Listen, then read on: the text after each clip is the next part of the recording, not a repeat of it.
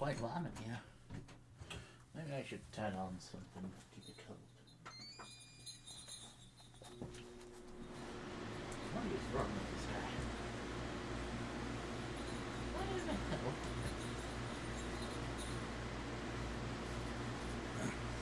Oh dear. Always getting stuck on me. I always forget to take things off before I put this up.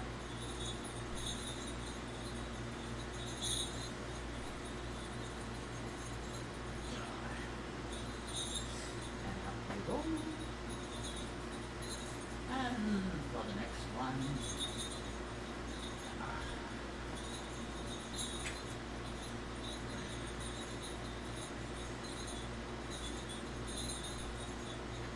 oh, my. Well, that was quite the trick. I see someone is right here right now. Wonderful. Hello. Now, I know you were expecting someone else. I apologize. I may not be the Jack that you want, but I am...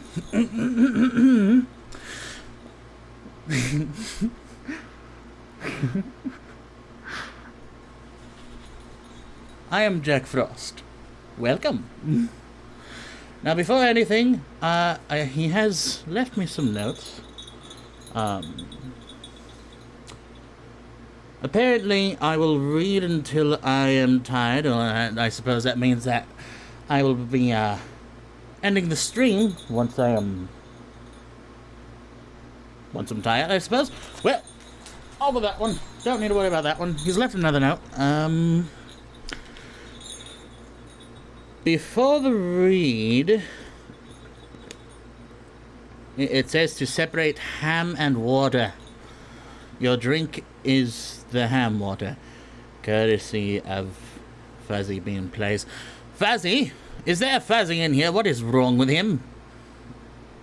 Who the hell does that? What a terrible idea. Anyway, the next thing on the list is try freeze-dried ice cream. For him, obviously, he wants me to document the flavors, whatever that means. I guess I'll just try it and say what's on my mind, I suppose. Never heard of anything as freeze-dried ice cream. Usually you just have ice cream.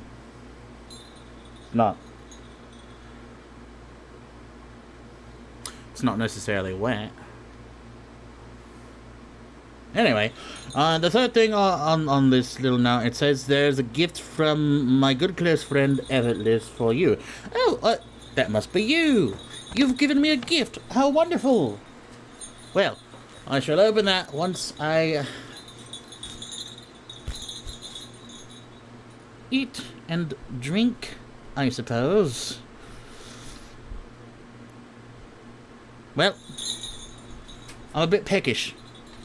Might as well start eating anyway. So there's this canned ham thing. There's a tab on it. I assume this is to pull. Okay, so I can ungo away then. Yes! Yes, that is a thing you can do, but also, you can also go away for making me want to fucking drink ham water. What is your problem? How could you... Whatever. Okay, well, I'll just fucking get to it then, I guess. I'll fucking entertain your sick needs, you twisted freak. I look amazing. Oh, thank you. Thank you very much. I always try my best to keep myself looking good.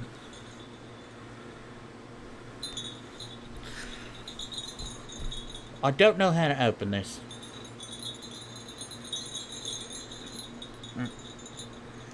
Well, it seems as though this is just not going to open.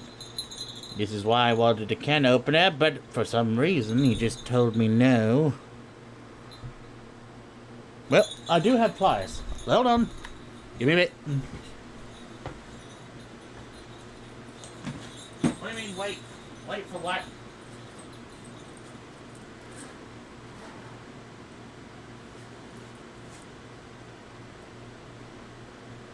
What? What are you talking about? The thing on the side is the key. Key? What key? You twist it and it pulls open. You twist it.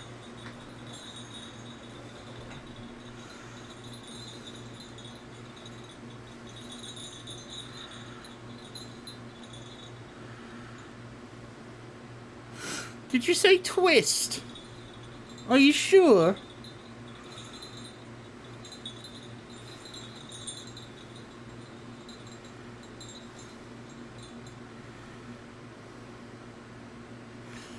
You have to attach it in the side tab thing.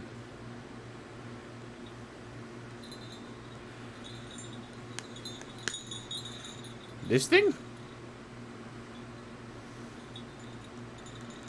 Okay. Here we go. Twisting. Twisting, I think. No, it's not. I'm not very good at twisting, apparently. Hold on. I'm working on it. Oh, man. What is wrong with these people? I've never seen a thing like this. Well, that's not gonna happen.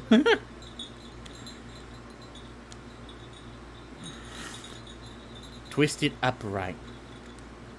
Ah. I see what you're getting at. I see what you're getting at. Okay.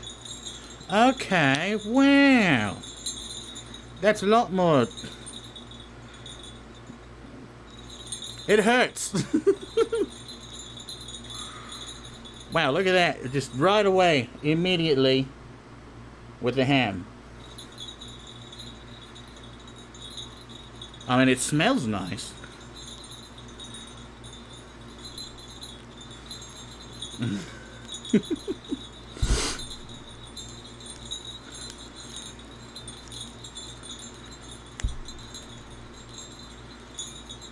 This must be what a hobo feels like every day whenever he gets something like this. It's the only thing they're able to eat, apparently. Oh dear.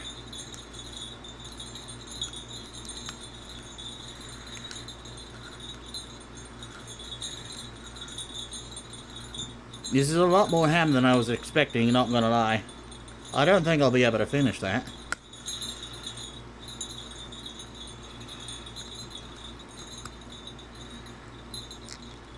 Yeah. Hold on. Almost got it. Almost got it. No, it's not gonna happen. Snack. This is a meal. An awful meal. Every time, I really need to put some wax in this thing. It keeps tickling my nose.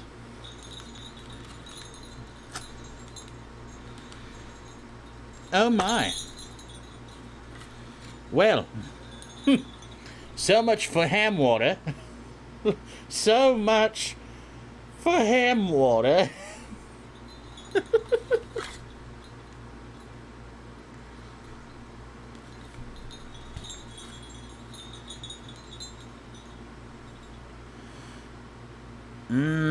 Jelly, yum, yum. Yes. I see you are a man of culture and culinary tastes. You are definitely someone who is interested in the arts of food.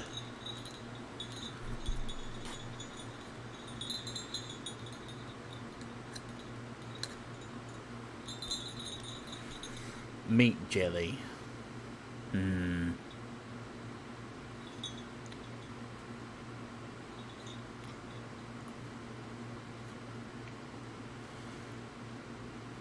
I now hate myself. I hate myself more than ever now. That was terrible. That was just wrong.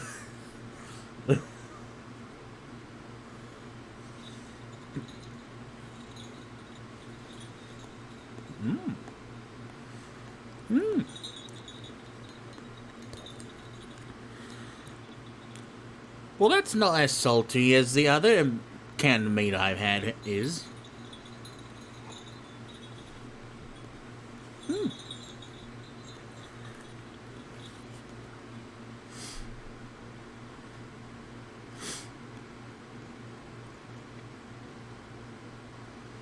like it. Oh dear. I would be really upset if that really went in my mustache.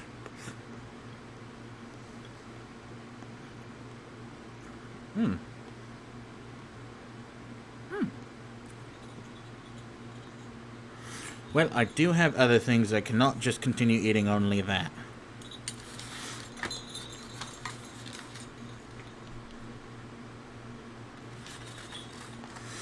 But I will probably continue that another time, just not right now. Just not right now. Hopefully that doesn't fall.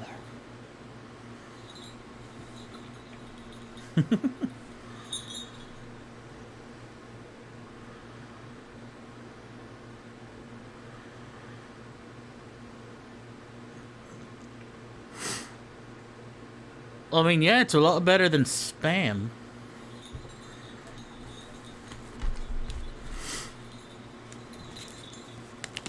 Well, next on the list was an ice cream sandwich, but it's like freeze-dried? Oh. Vanilla flavored ice cream between two chalky cookie wafers. Well, it has a story, apparently. Yes, this is a real ice cream sandwich, with real vanilla ice cream between two delicious cookie wafers. You'll be astonished by the taste. The best part is that this ice cream won't drip on your shirt or stick to your fingers. Why? Because like dozens of other foods that Mountain House has been making since 1968, it's freeze-dried. This amazing process allows you to easily pack it in for the wilderness adventurers. Wrap it up as a gift, hand it off as a reward, or even take it with you to the moon. Savor the adventure. 5 gum.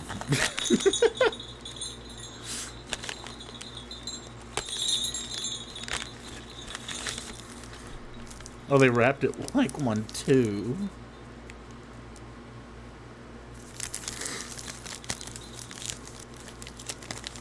Oh.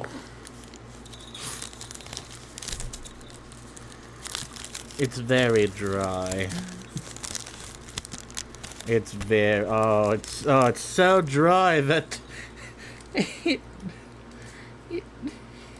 did that. What the heck? Oh. Well, down the hatch, I suppose.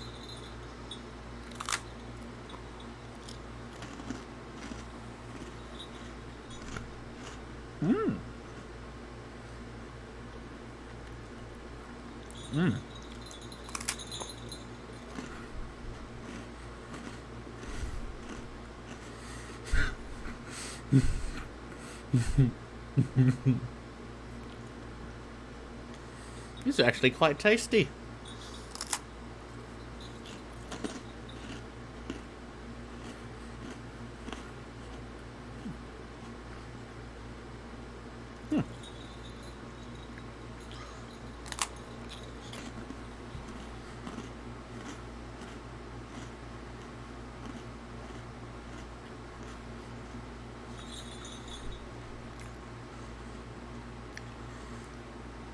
It's a shame you don't have... What is it called? Cereal marshmallows? Because that's what this part right here tastes like. Mind the fingers. I did do some crafting earlier.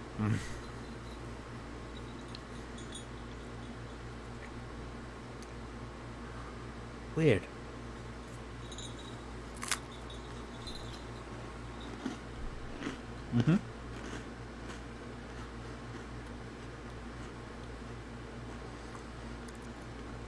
Just a little crispier.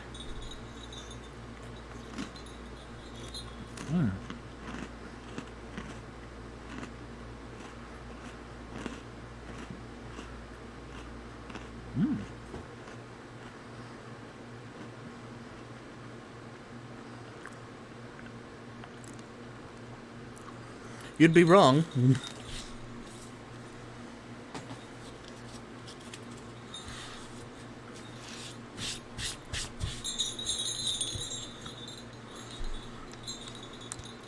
You know, I was really hoping that there was going to be hand water, not going to lie. I was going to put it in this thing. It was going to match. Oh well.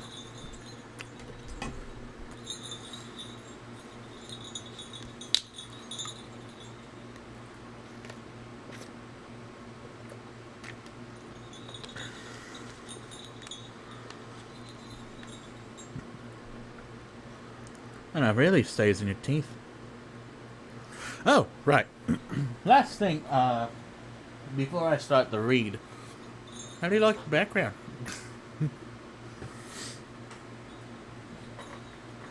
There is a thing. What was it? Oh yes, a gift. I was given a gift.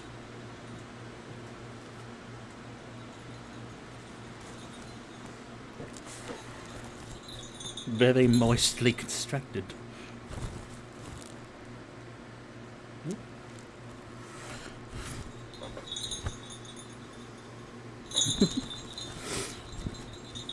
Wasn't really expecting a gift, but okay. Hey, look! This thing you totally didn't expect to be coming! Merry Christmas, Jack. Oh, thank you. Now, who will sit on my lap? Well, you can if you want. You really, if you volunteer. I'm taking volunteers from the audience right now, if you want.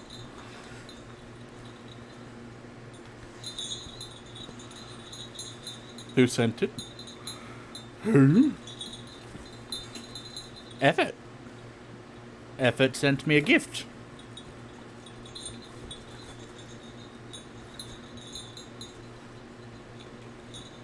I didn't open it. I don't even know what it is yet. This bag is made from 100% recycled material. Okay.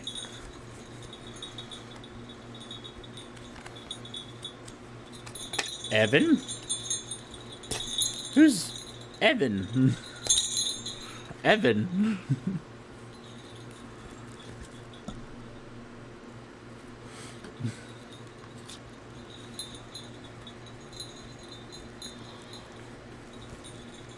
I'm so confused what you're even talking about right now.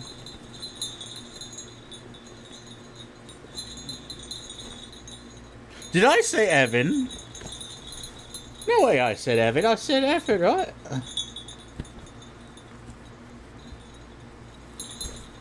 Now this thing's really on there. For that.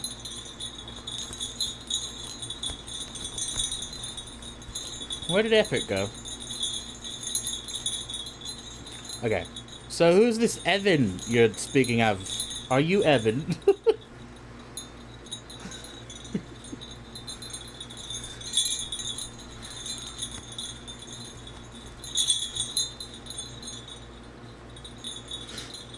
Wow, they really tied that bow on there. That's a bow, all right. Wish I could tie a bow. The only thing I got is this thing. It's very badly done. Oh, Loyal! Thank you for the bits.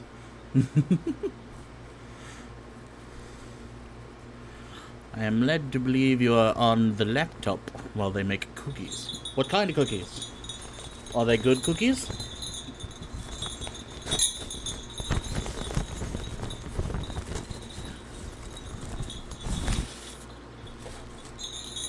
Nice bag.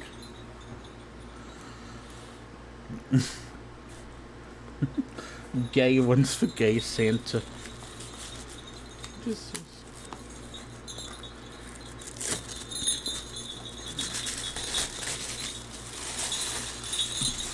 Oh, wait, is this the kalimba? Oh my god, you got the fucking kalimba. You did, didn't you? Oh, you did! What is this?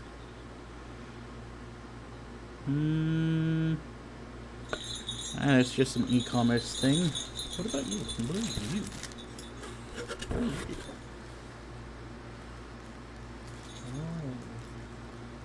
Oh, it's a case! For some reason. I guess for all the bits and bobbles. Oh, and then there's this thing. I need to get my amp.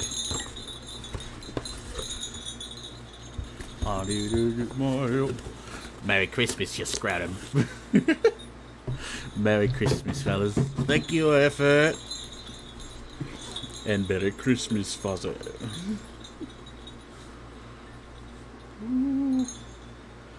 You know, this thing is really hard to stay on. Like, the adhesive, it's already worn off. So I had to use, like, tack. Sticky tack. And it's just on my face right now, like fucking Play-Doh. Wow. Ooh. Oh my god, it's so smooth. I was I thumbs upped it. Look at that, it's so pretty. Are you allergic to it?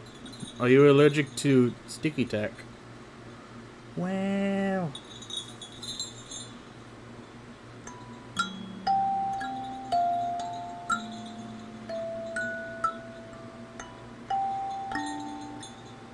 Ooh.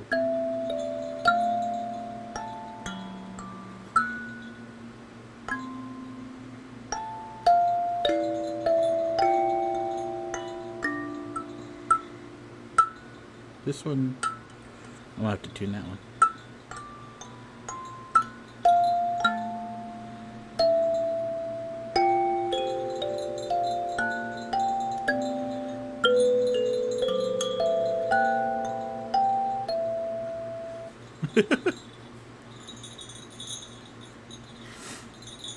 Ah. Horribly. Oh, that is great. Yeah, it's very nice. I'm allergic to fun. Ooh, it's good for you. Trying to get the thing that that was given from me.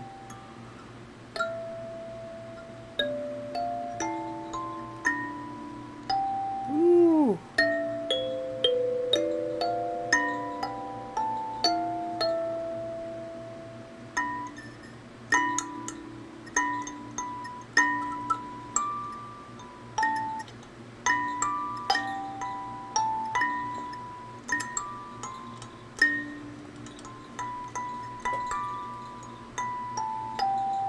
I love this thing.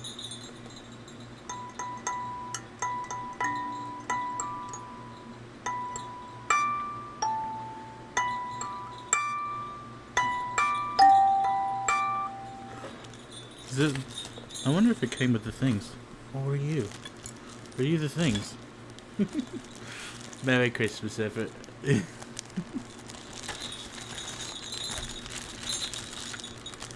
You're not allowed to have the same things as me, Fuzzy. That's illegal. Illegal. Big ol' illegals. So much illegals. Whoa. Weird. I don't think they took account for my fat thumbs.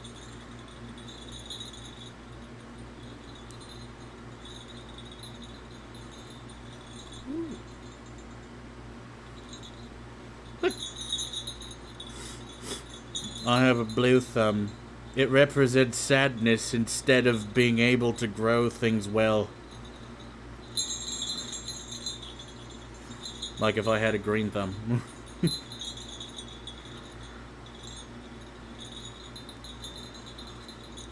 Oh, thank you, Fuzzy. I'm so glad you always take account for my fat thumbs.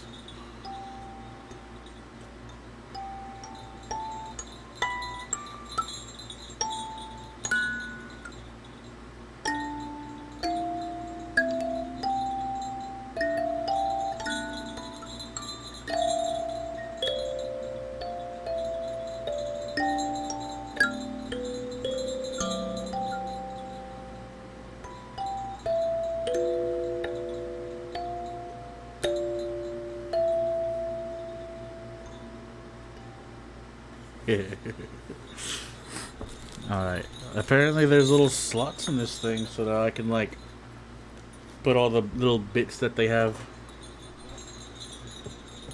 I should probably take off this mustache.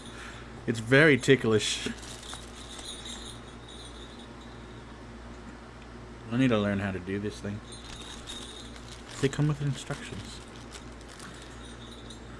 I think this goes right there.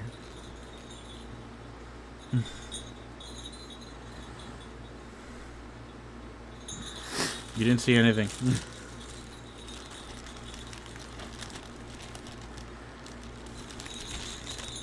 Alright, I'll do that later. Sorry. I'm very... Thank you.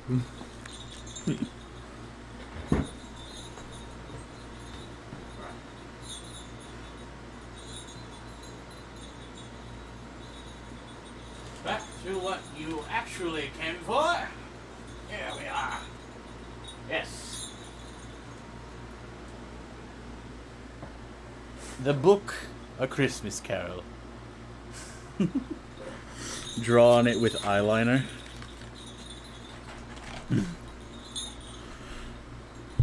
Not you, it didn't freaking mean you. You haven't been picking you.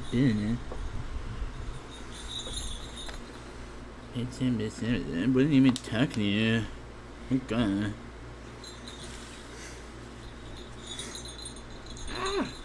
This is actually cutting off circulation. Blue thumbs, away!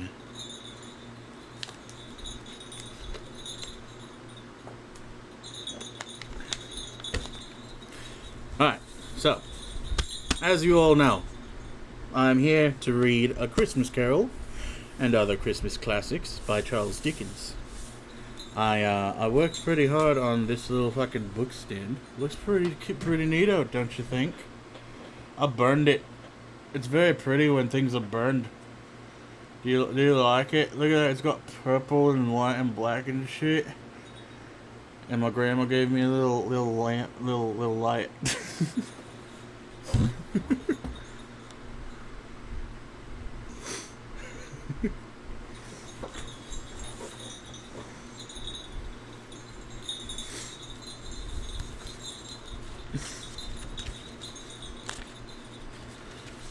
Yes, he has a very, very interesting name.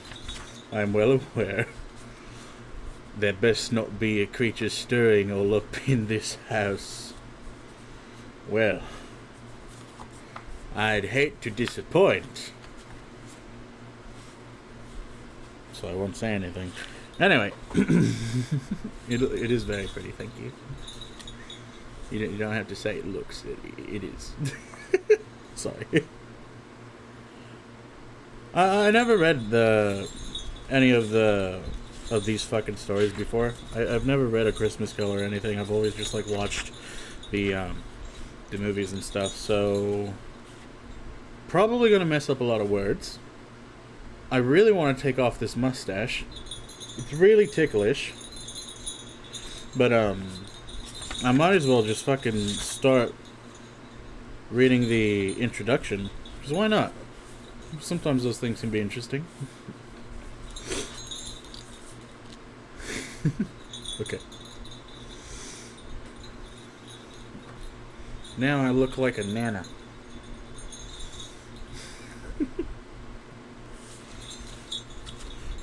Charles Dickens is sometimes described as the man who invented Christmas.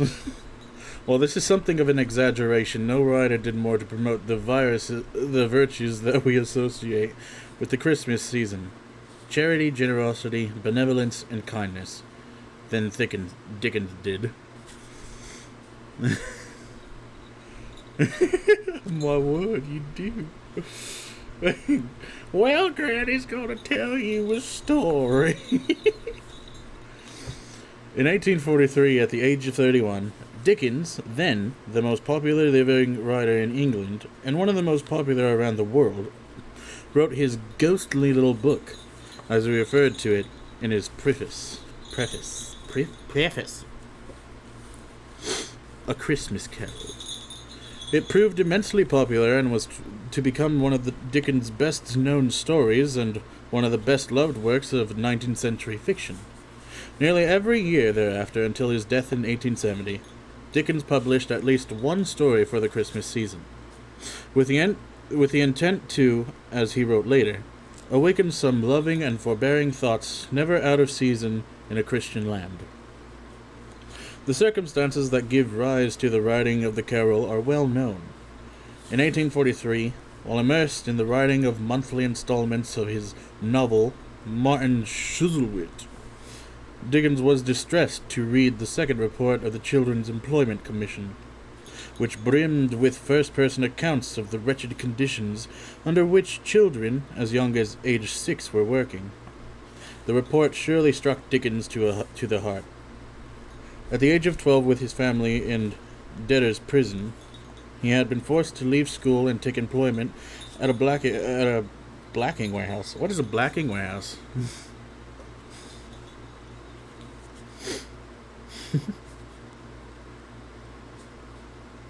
Where for 10 hours each day he pasted labels on pots of boot polish. Is that what that is? Boot polish? It's a boot polish warehouse, okay. Though he had to endure it for only a few months, the experience stayed with Dickens for the rest of his life. Aspects of it crop up in his novel Oliver Twist and Little Dorrit, and it no doubt engendered the sympathy for the underprivileged and the working class that threads through much of his fiction. In October of that year, after participating in several philanthropic events that reaffirmed the findings of the report, Dickens considered writing an appeal on behalf of impoverished children for the Edinburgh Review. Instead, he decided to do what he did best, producing a work of fiction that reached a much wider audience than his essay would have. A Christmas Carol was published by Chapman and Hull on December 17th, and the reviews of it were overwhelmingly positive. By Chapman and Hall. Okay. The model for the carol had been the story of the goblins who stole a sexton. Dickens's tale of curmudgeonly? Curmudgeonly? What does curmudgeonly mean? Blacken his boot polish. Thank you. Curmudgeonly. What does curmudgeonly mean? Dickens's tale of curmudgeonly gravedigger Gabriel Grubb, who one Christmas Eve is confronted in the graveyard where he chooses to spend the holiday by a horde of goblins who unbraid him for being so miserable and reminds him of his duties to his fellow men. Dickens wrote this as a story within a story, told around the Christmas table in the Pickwick Papers, where it serves as the 29th chapter. For the carol, he appropriated the story's basic structure and elaborated on its theme, incarcerating the forces of neglect and indifference that he saw in society. No idea what the hell that word means. Yeah, me neither. Thank you. Very helpful.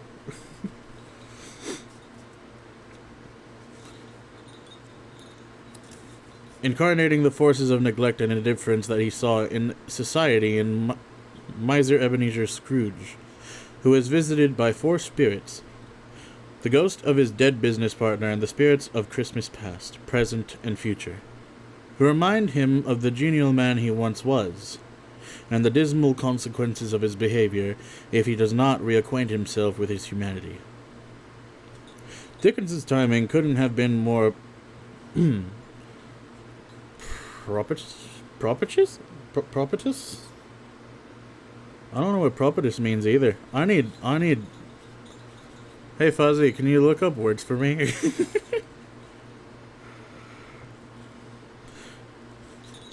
Dickens's timing couldn't have been more propitious. Although Christmas had long been celebrated as one of the most important Christian holidays, the secular trappings that we associate with it, the Christmas tree, the singing of carols, the sending of cards, were just starting to become fixtures in Victorian culture.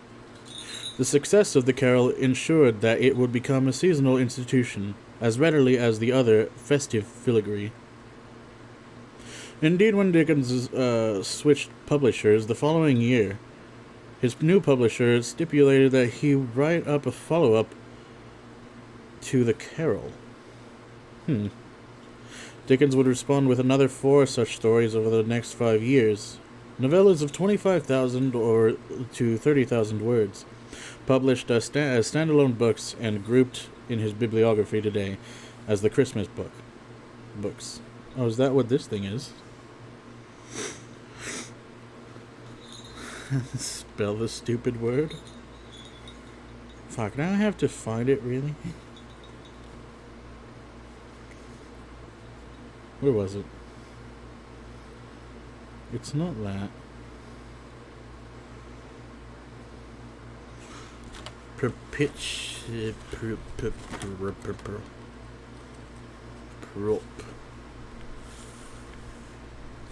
Yeah.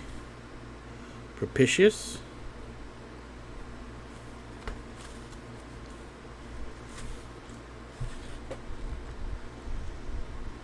Bill.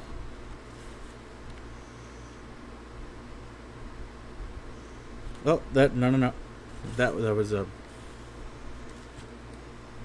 That I didn't mean to type that one.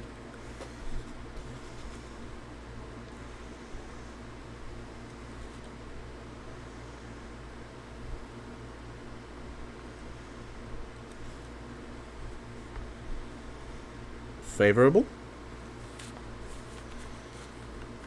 Oh. Well, that makes sense.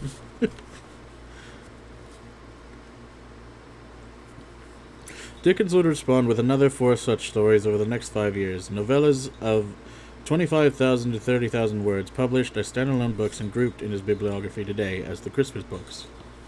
The second Christmas book, The Chimes, was published in 1844.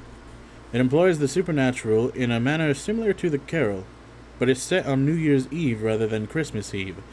Though less well known than its predecessor, it provoked reviews in some conservative publications that accused Dickens of trying to incite class warfare. The Cricket on the Hearth, published in 1845, and the bestseller of all the Christmas books, dispenses with the holiday season altogether, and for the most part, the political polemics that distinguished the first 2 Christmas books.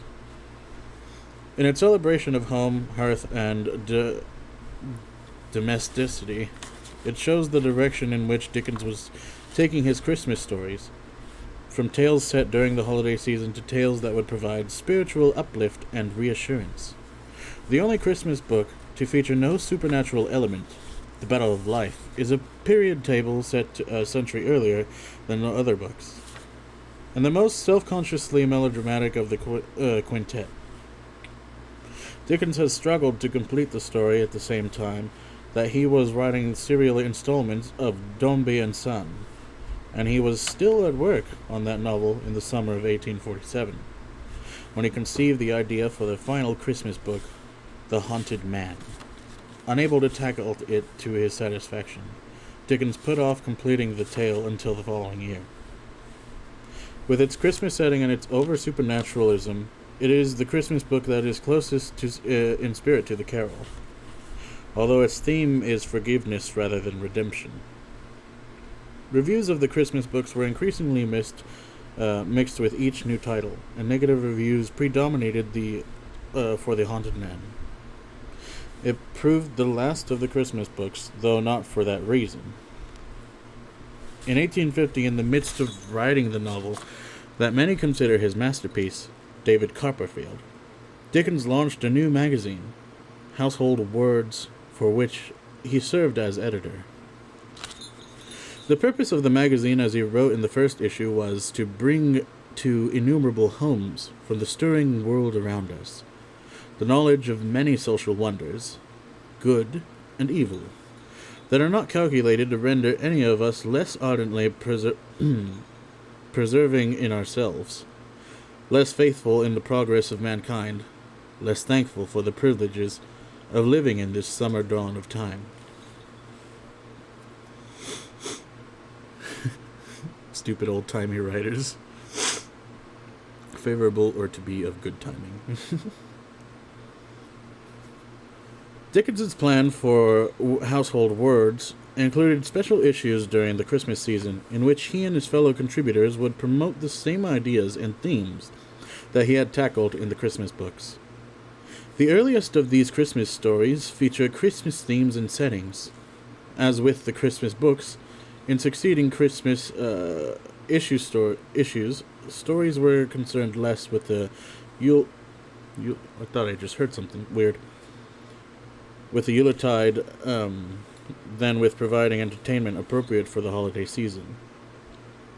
Because all fiction and nonfiction in the magazine, except for novels, was published anonymously, many readers would not have known that some of the longer stories were round-robin compositions for which Dickens and other authors drafted individual parts or chapters.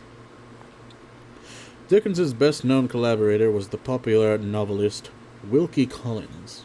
Following a dispute with his magazine's publisher, Dickens continued publication of Household Words in 1859 to launch another weekly in the same spirit, all the year round.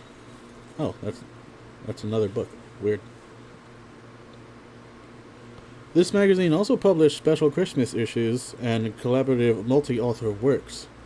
Dickens would serialize the novel A Tale of Two Cities in it, as well as Collins's popular thrillers The Woman in White and The Moonstone. Ew.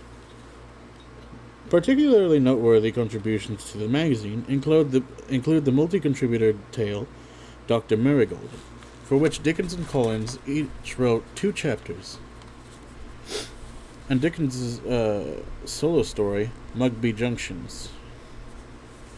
Dickens's second chapter for Dr. Marigold is often excerpted as the standalone ghost story. The Trial for Murder, as is the 4th chapter of Mugby Junction, under the title The Haunted Signalman. All the Year Round published for another 25 years after Dickens's death in 1870.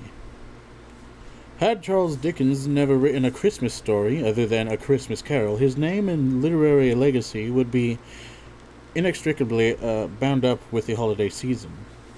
The stories collected in this volume are a testament to his virtuosity as a writer who could find new angles from which to approach the Christmas story, and inspired readers to think of Christmas, as he wrote in A Christmas Carol, as a good time, a kind, forgiving, charitable, pleasant time. The only time I know of in the long calendar of the year when men and women seem by one consent to open their shut-up hearts freely.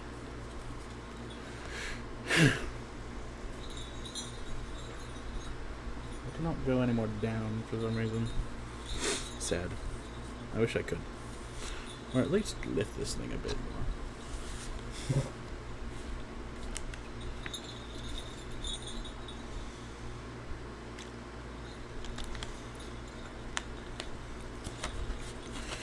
And now to the Christmas books.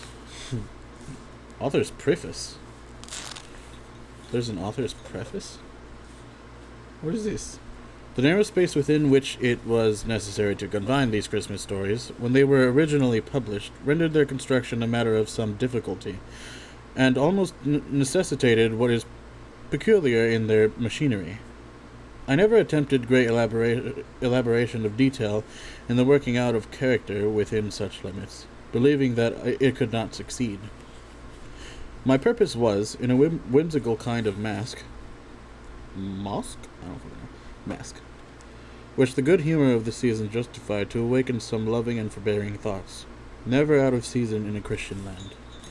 Okay, cool. Yes, that one. How do you say it?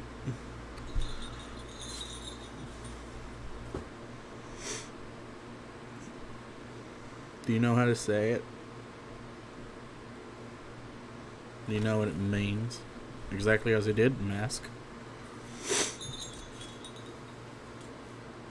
Theatrical. Oh.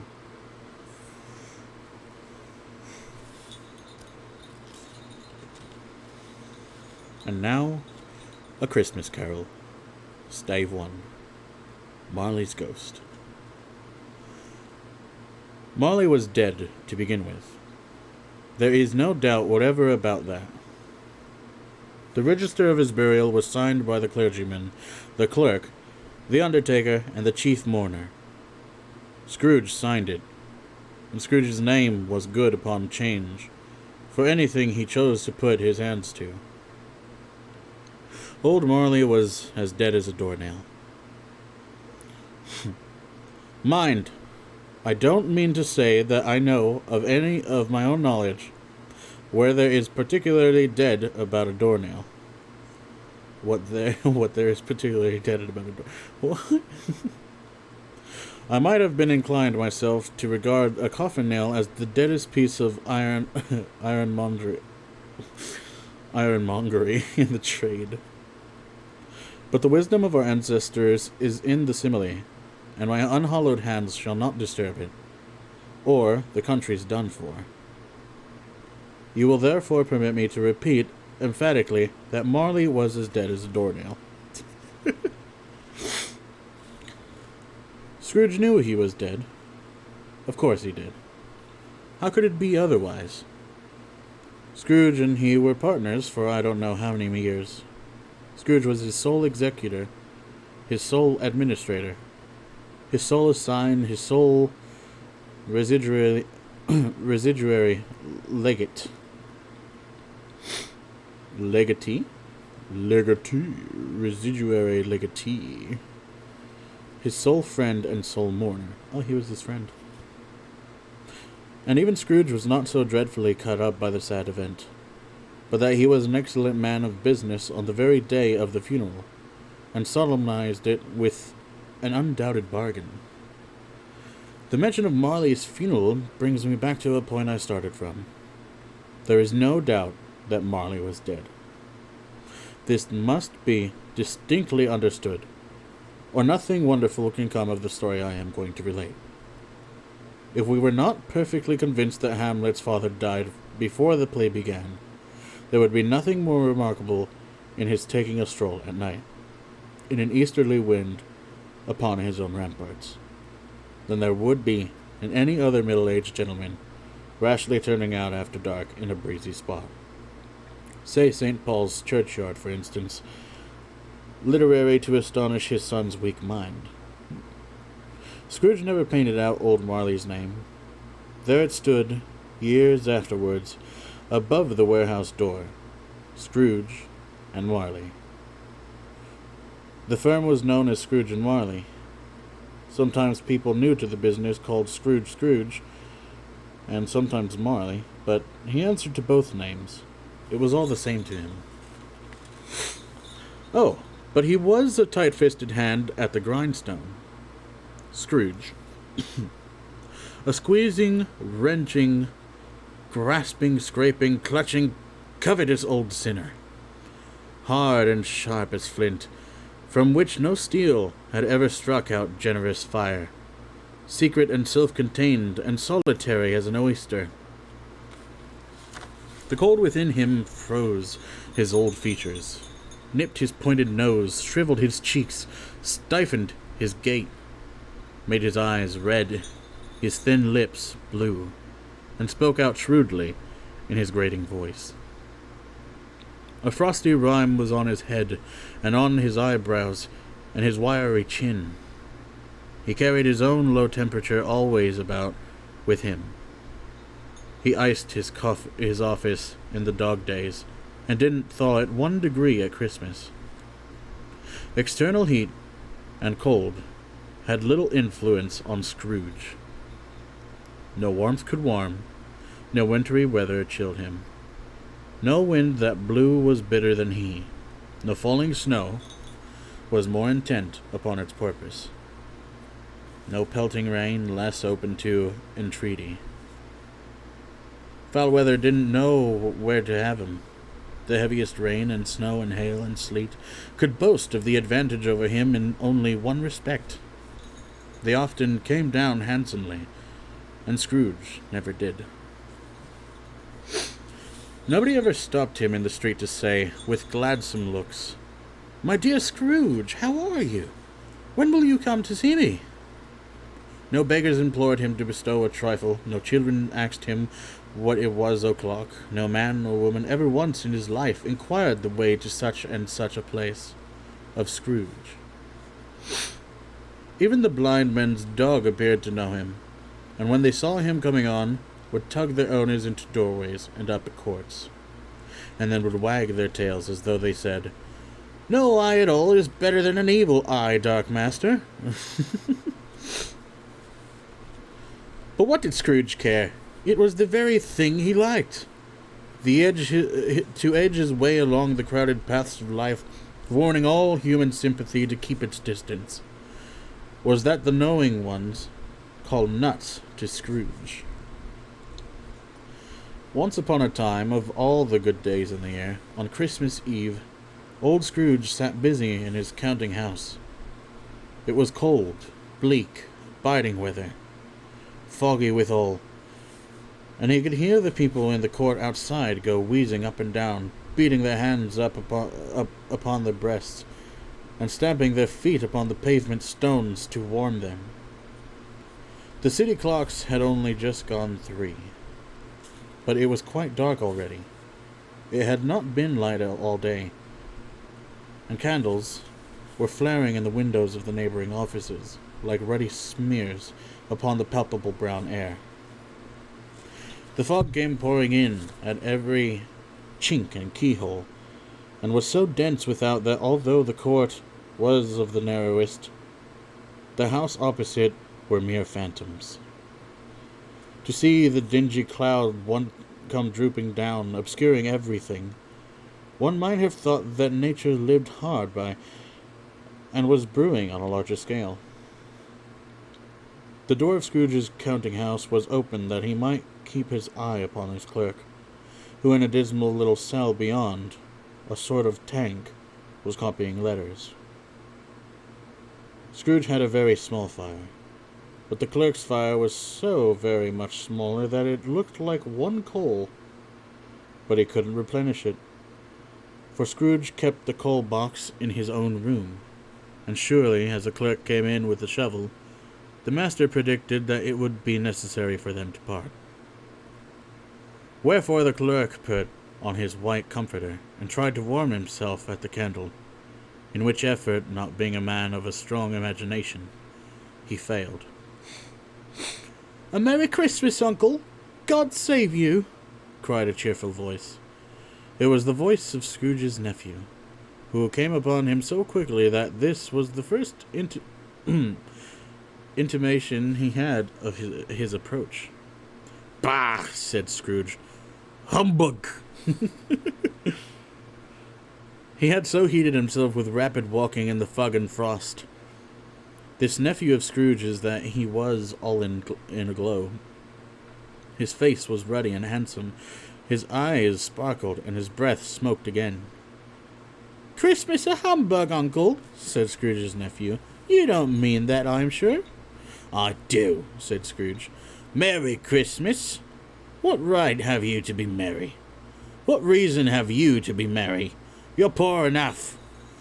"Come then," returned the nephew gaily. "What right have you to be dismal? What reason have you to be morose? You're rich enough." Scrooge, having no better answer ready on the spur of the moment, said, "Bah!" again, and followed it up with humbug. "Don't be cross, Uncle," said the nephew. "What else can I be," returned the uncle, "when I live in such a world of fools as this? Merry Christmas? Out upon Merry Christmas! What Christmas time do you but a time for paying bills without money, a time for finding yourself a year older, but on an hour richer, a time for balancing your books and having every item in 'em through a round dozen of months presented dead against you. If I could work my will," said Scrooge indignantly, "every idiot who goes about with Merry Christmas on his lips should be boiled with his own pudding and buried with a stake of holly through his heart. He should." "Uncle," pleaded the nephew. "Nephew," returned the uncle sternly. Keep Christmas in your own way, and let me keep it mine. Keep it, repeated Scrooge's nephew. But you don't keep it. Let me leave it alone, then, said Scrooge. Much good may it do you. Much good it has ever done you. There are many things from which I might have derived good, but which I have not profited, I dare say, returned the nephew. Christmas among the rest, but I'm sure I have always thought of Christmas time, when it has come around. Apart from the veneration due to its sacred name and origin, if anything belonging to it can be apart from that, as a good time, a kind, forgiving, charitable, pleasant time. The only time I know of in a long calendar of the year, when men and women seem by one consent to open their shut-up hearts freely, and to think of people below them as if they really were fellow passengers to the grave, and not another race of creatures bound on another journeys.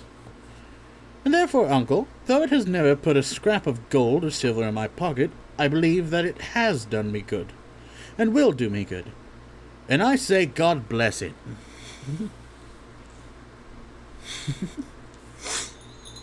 And you got the kids all. Scrooge's nephew is also a middle-aged man with children, just so you know. Yeah, but I'm imagining his voice as a little bit. The clerk is in the tank involuntarily applauded, becoming immediately sensible of the impropriety. He poked the fire and extinguished the last frail spark forever. Let me hear another sound from you, said Scrooge, and you'll keep your Christmas by losing your situation. You're quite a powerful speaker, sir, he added, turning to his nephew. I wonder you don't go into Parliament. Don't be angry, uncle. Come, dine with us tomorrow. Scrooge said that he would see him, yes. Indeed he did. He went the whole length of the expression, and said that he would see him in the extremity first. Extremity. But why? Cried Scrooge's nephew. Why? Why did you get married? Said Scrooge. Because I fell in love. Because you fell in love, growled Scrooge, as if that were the only one thing in the world more ridiculous than a Merry Christmas. Good afternoon. Nay, uncle, but you never came to see me before that happened. Why give it as a reason for not coming now? Good afternoon, said Scrooge. I want nothing from you. I ask nothing of you. Why cannot we be friends? Good afternoon, said Scrooge. I am sorry, with all my heart, to find you so resolute. We have never had any quarrel to which I have been a party, but I have made the trial of homage to Christmas, and I'll keep my Christmas humor to the last. So a Merry Christmas, uncle. Good afternoon, said Scrooge. And a Happy New Year. Good afternoon, said Scrooge.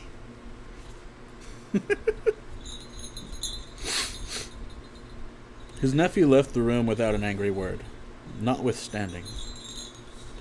He stopped at the outer door to bestow the greetings of the season on the clerk, who, cold as he was warmer than Scrooge, for he returned them cordially. There's another fellow, muttered Scrooge, who overheard him. My clerk was 15 shillings a week and a wife and a family, talking about a Merry Christmas. I'll retire to Bedlam. This lunatic is letting Scrooge's nephew out. I'd let 2 other people in. They were portly gentlemen, pleasant to behold, and now stood with their hats off in Scrooge's office. They had books and papers in their hands, and bowed to him. Scrooge and Marley's, I believe, said one of the gentlemen, referring to his list. Have I the pleasure of addressing Mr. Scrooge or Mr. Marley? Mr. Marley has been dead these 7 years, Scrooge replied. He died 7 years ago, this very night. We have no doubt his liberality is well represented by his surviving partner, said the gentleman, presenting his credentials. It certainly was, for they had been 2 kindred spirits. At the ominous word liberality, Scrooge frowned and shook his head, and handed the credentials back.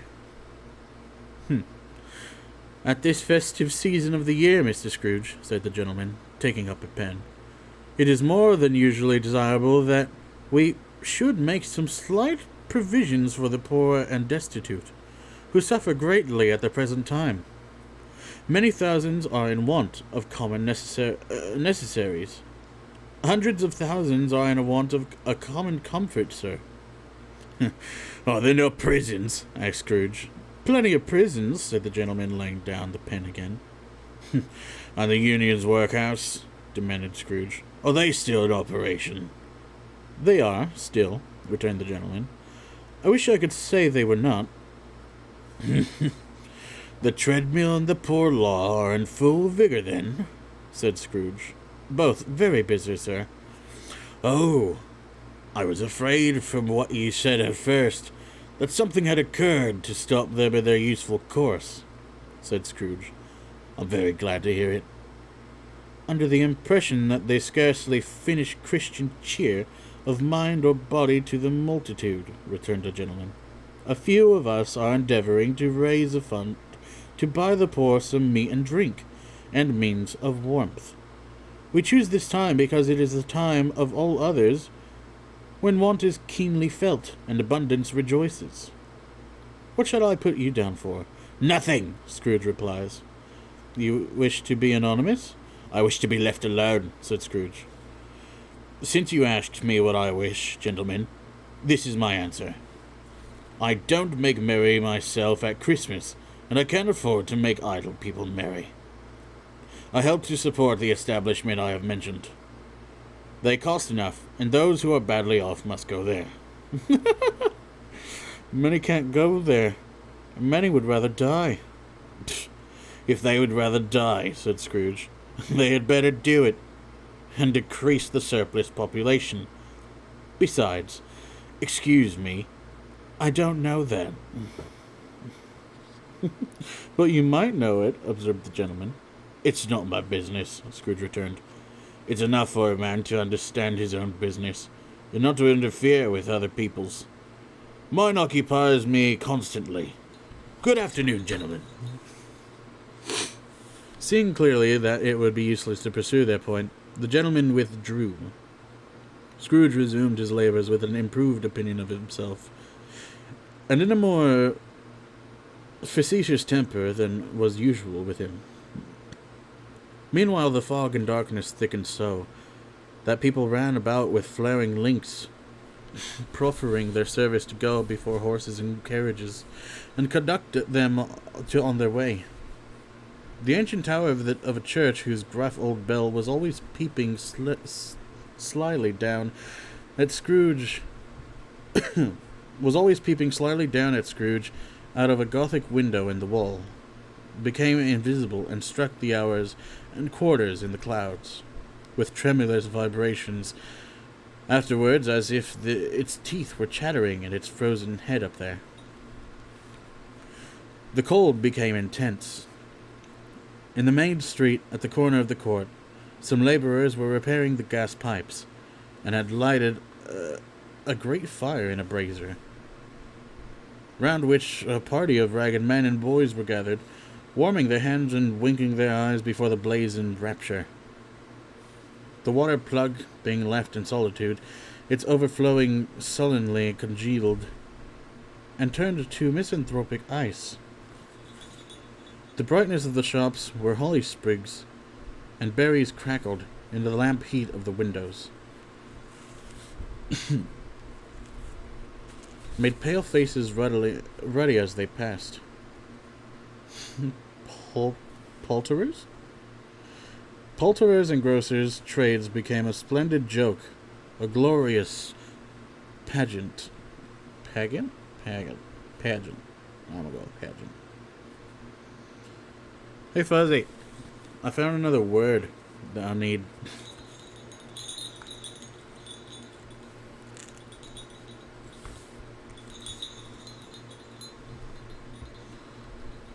Yes. Pageant. Pageant. What to be this word? What do this word be? How do I say it? A dance or gathering of people. Oh. How do I say it? Pageant. Pageant.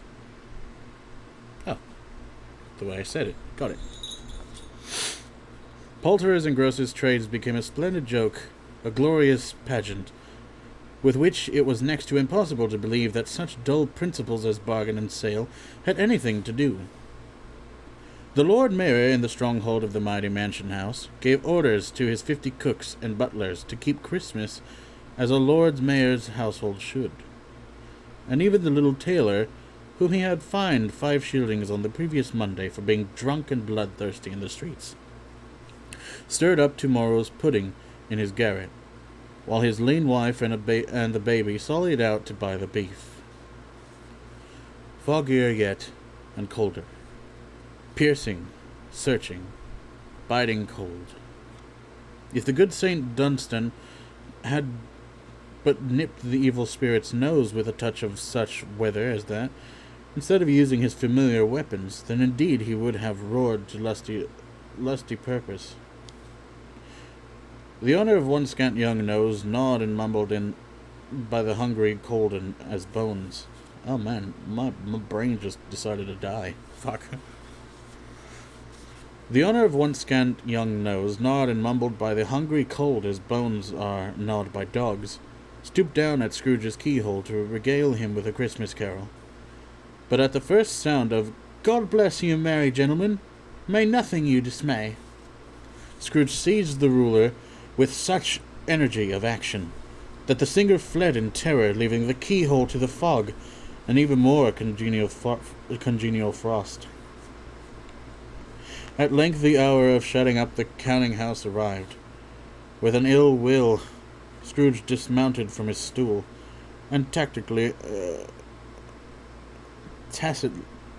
admitted the fact to the expectant clerk in the tank, who instantly snuffed his candle out and put on his hat. "You'll want all day tomorrow, I suppose," said Scrooge. "If quite convenient, sir." "It's not convenient," said Scrooge, "and it's not fair. If I was to stop half a crown for it, you'd think yourself ill-used, ill-be bound." The clerk smiled faintly. "And yet," said Scrooge, "you don't think me ill-used when I pay a day's wages for no work." Oh my. The clerk observed that it was only once a year. "A poor excuse for picking a man's pocket every 12th of December," said Scrooge, buttoning his greatcoat to the chin. "But I suppose you must have the whole day. Be here all the earlier next morning." The clerk promised that he would, and Scrooge walked out with a growl. The office was closed in a twinkling, and the clerk, with the long ends of his white comforter dangling below his waist, for he boasted no great coat, went down a slide of Cornhill at the end of a lane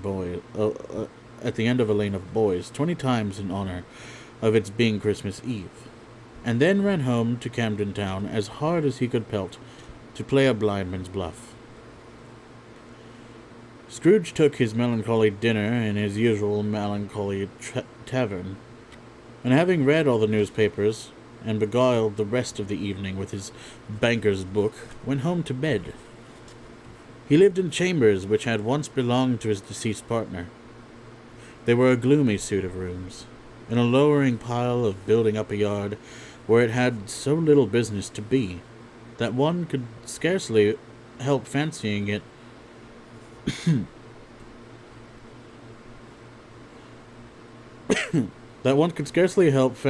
must have run there when it was a young house, playing at hide-and-seek with other houses, and not forgotten the way out again.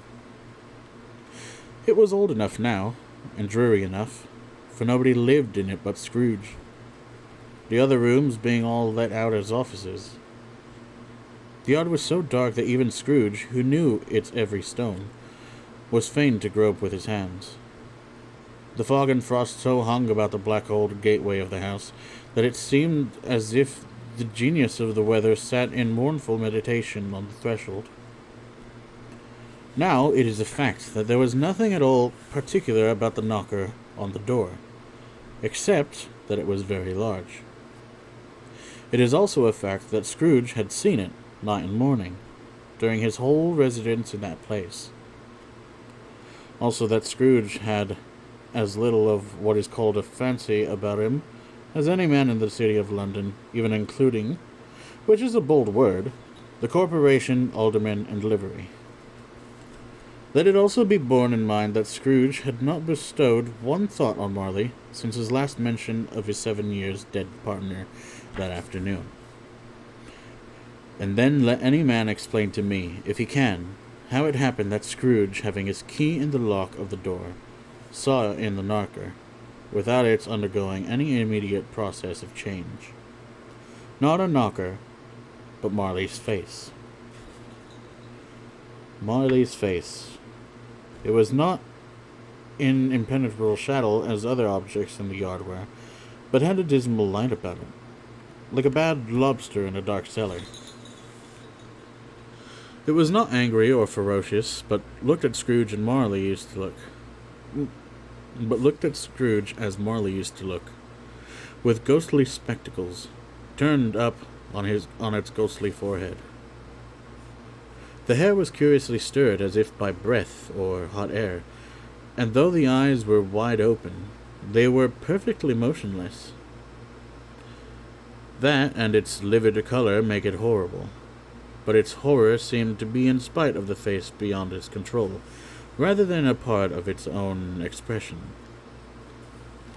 As Scrooge looked fixedly at this phenomenon, it was a knocker again. To say that he was not startled, or that his blood was not conscious of a terrible sensation to which it had been a stranger from infancy, would be untrue. But he put his hands upon the key he had relinquished, turned it sturdily, walked in, and lighted his candle. He did pause, with a moment's irresolution, before he shut the door, and he did look cautiously behind it first, as if he half expected to be terrified with the sight of Marley's pigtail sticking out into the hall. But there was nothing on the back of the door, except the screws and nuts that held the knockers on. So he said, "Pew, pew," and closed it with a bang. That's actually what he said. I don't know how to fucking say that without sounding ridiculous. Fucking poo-poo. What? Is that a noise that I don't fucking understand? The sound resounded through the house like thunder. Every room above and every cask in the wine merchant's cellars below appeared to have a separate peal of echoes of its own. Scrooge was not a man to be frightened by echoes. He fastened the door and walked across the hall, and up the stairs slowly too, trimming his candle as he went. You may talk vaguely about driving a coach and six up a good flight of stairs, or through a bad young Act of Parliament, but I mean to say, you might have got a hearse up that staircase and taken it broadwise, with the splinter bar towards the wall, and the door towards the balustrades, and done it easy. There was plenty of width for that, and room to spare, for which it is perhaps the reason why Scrooge thought he saw a locomotive hearse going on before him in the gloom. Half a dozen gas lamps out of the street have lighted the entry too well, so you may suppose that it was pretty dark with Scrooge's dip. Up Scrooge went, not caring a button for that. Darkness is cheap, and Scrooge liked it. But before he shut his heavy door, he walked through his rooms to see that all was all right. He had just enough recollection of the face to desire to do that. The ridiculousness is delicious.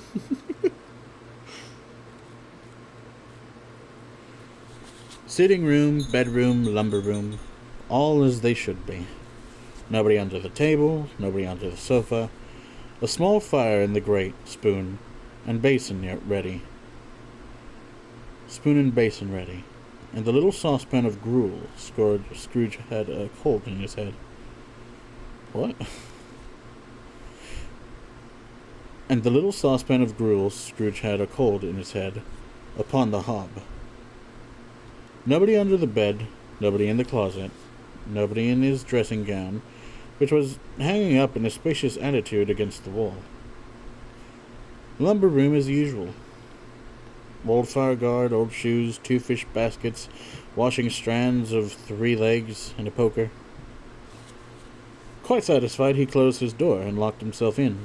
Double-locked himself in, which was not his custom. Thus secured against surprise, he took off his cravat, put on his dressing gown and slippers, and his nightcap, and sat down before the fire to take his gruel. It was a very low fire indeed. Nothing on such a bitter night. He was obliged to sit close to it and brood over it before he could extract the least sensation of warmth from such a handful of fuel. The fireplace was an old one, built by some Dutch merchant long ago, and paved all around with quaint Dutch tiles designed to illustrate the scriptures. There were Cains and Abels, Pharaoh's daughters, queens of Sheba, angelic messengers descending through the air on clouds like featherbeds, Abrahams, Belshazzars, apostles putting off to sea in butterboats, hundreds of figures to attract his thoughts, and yet the face of Marley, 7 years dead, came like the ancient prophet's rod, and swallowed up the whole. If each smooth tile had been a blank at first, with power to shape some picture on its surface, from the disjointed fragments of his thoughts, there would have been a copy of old Marley's head on every one. "Humbug!" said Scrooge, and walked across the room. After several turns he sat down again. As he drew his head back in the chair, his glance happened to rest upon a bell, a disused bell that hung in the room, and communicated for some purpose now forgotten with a chamber in the highest story of the building. It was with great astonishment, and with a strange, inexplicable dread, that as he looked, he saw this bell begin to swing. It swung so softly in the outset that it scarcely made a sound, but soon it rang out loudly, and so did every bell in the house. This might have lasted half a minute, or a minute, but it seemed an hour. The bell ceased as they had begun together. They were succeeded by a clanking noise deep down below, as if some person were dragging a heavy chain over the casket in the wine merchant's cellar. Scrooge then remembered to have heard that ghosts in the haunted house were described as dragging chains. The cellar door flew open with a booming. And then he heard the noise much louder on the floors below. Then coming up the stairs, then coming straight towards his door. "It's humbug still," said Scrooge. "I won't believe it." His color changed, though, when, without a pause, it came on through the heavy door, and passed into the room before his eyes. Upon its coming in, the dying flame leaped up as though it cried, "I know him! Marley's ghost!" and fell again. The same face, the very same. Marley in his pigtail, usual waistcoat, tights, and boots, the tassels on the latter bristling like his pigtail and his coat skirts, and the hair upon his head. The chain he drew was clasped about his middle. It was long, and wound about him like a tail, and it was made, for Scrooge observed it closely, of cash boxes, keys, padlocks, ledgers, deeds, and heavy purses wrought in steel. His body was transparent, so that Scrooge, observing him, and looking through his waistcoat, could see the 2 buttons on his coat behind.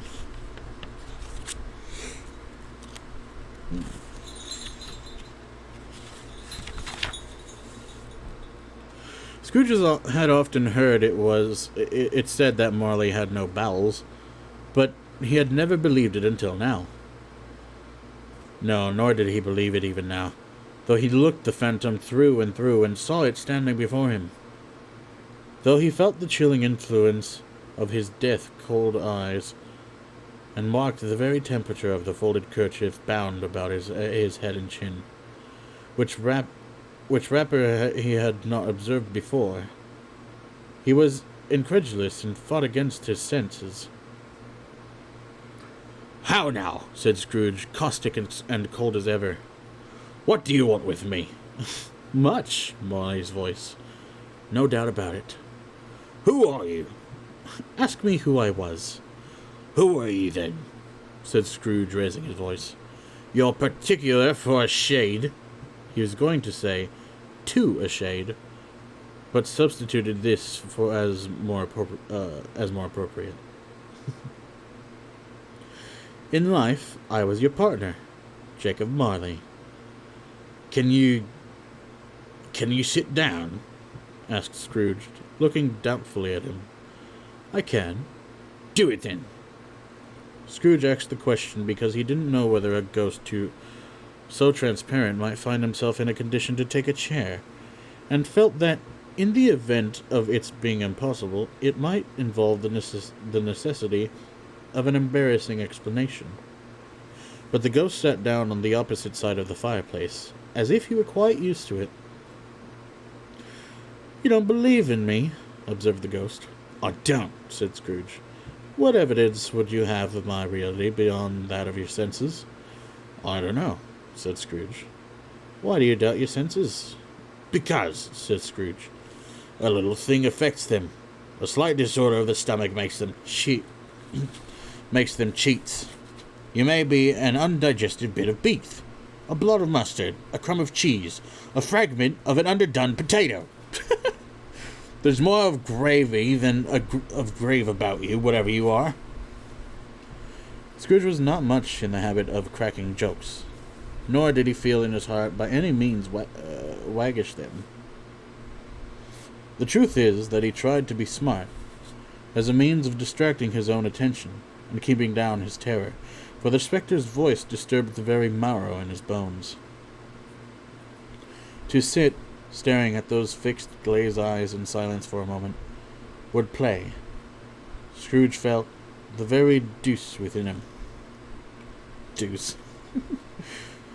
There was something very awful, too, in the spectre's being provided with an infernal atmosphere of its own.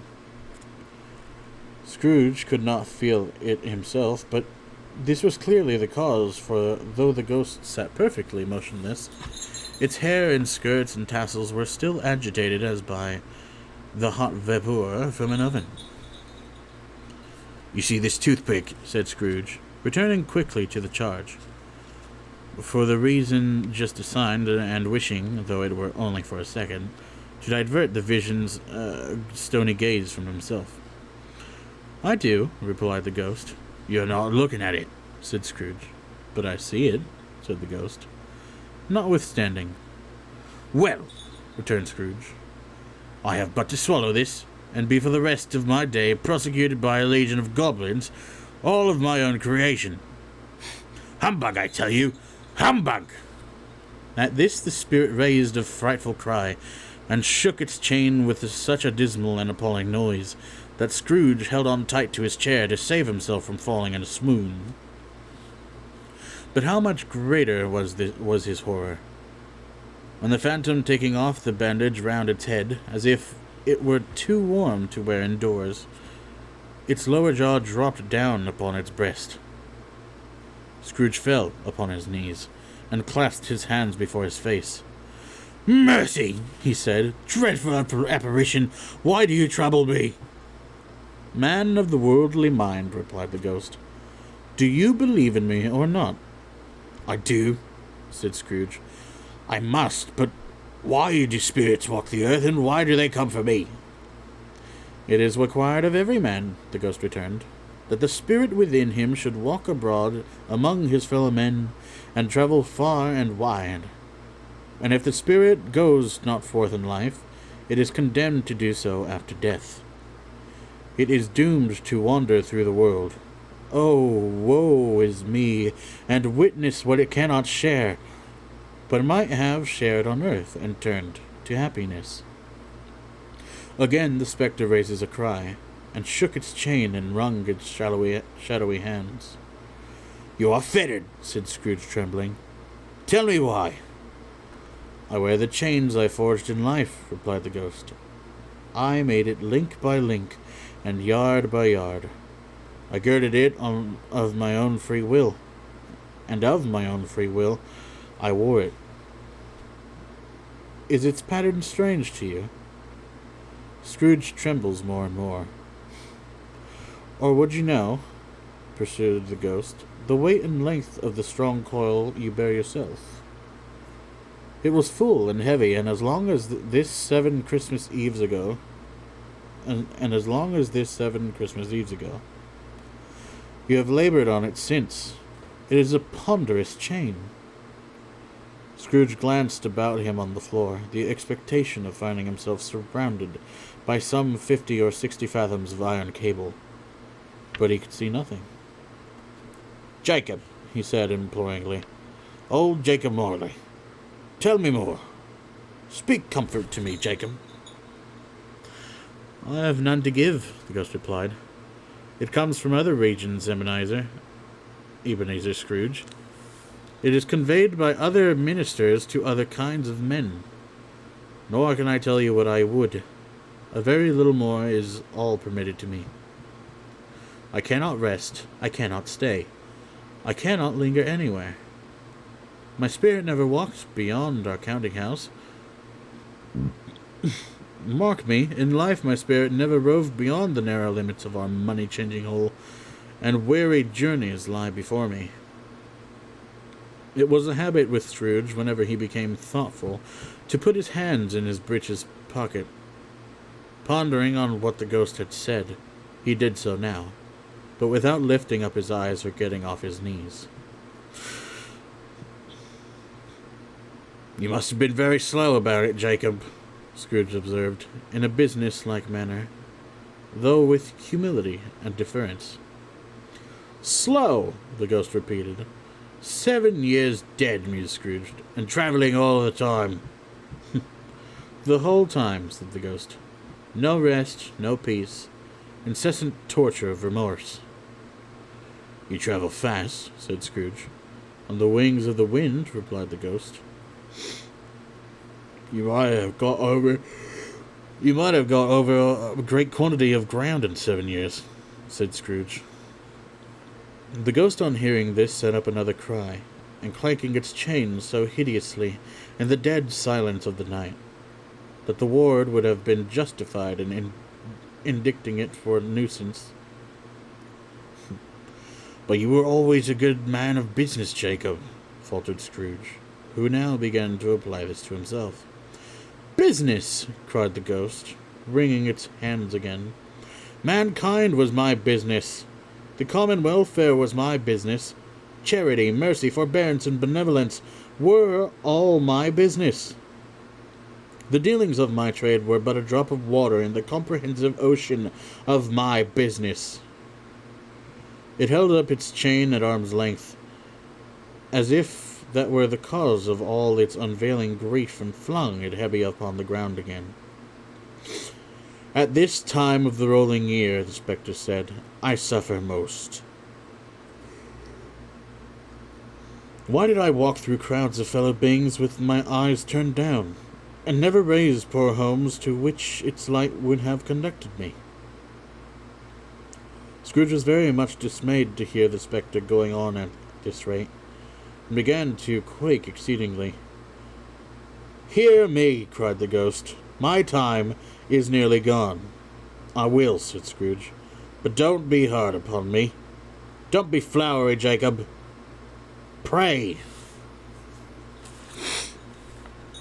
"How is it that I appear before you in a shape that you can see? I may not tell."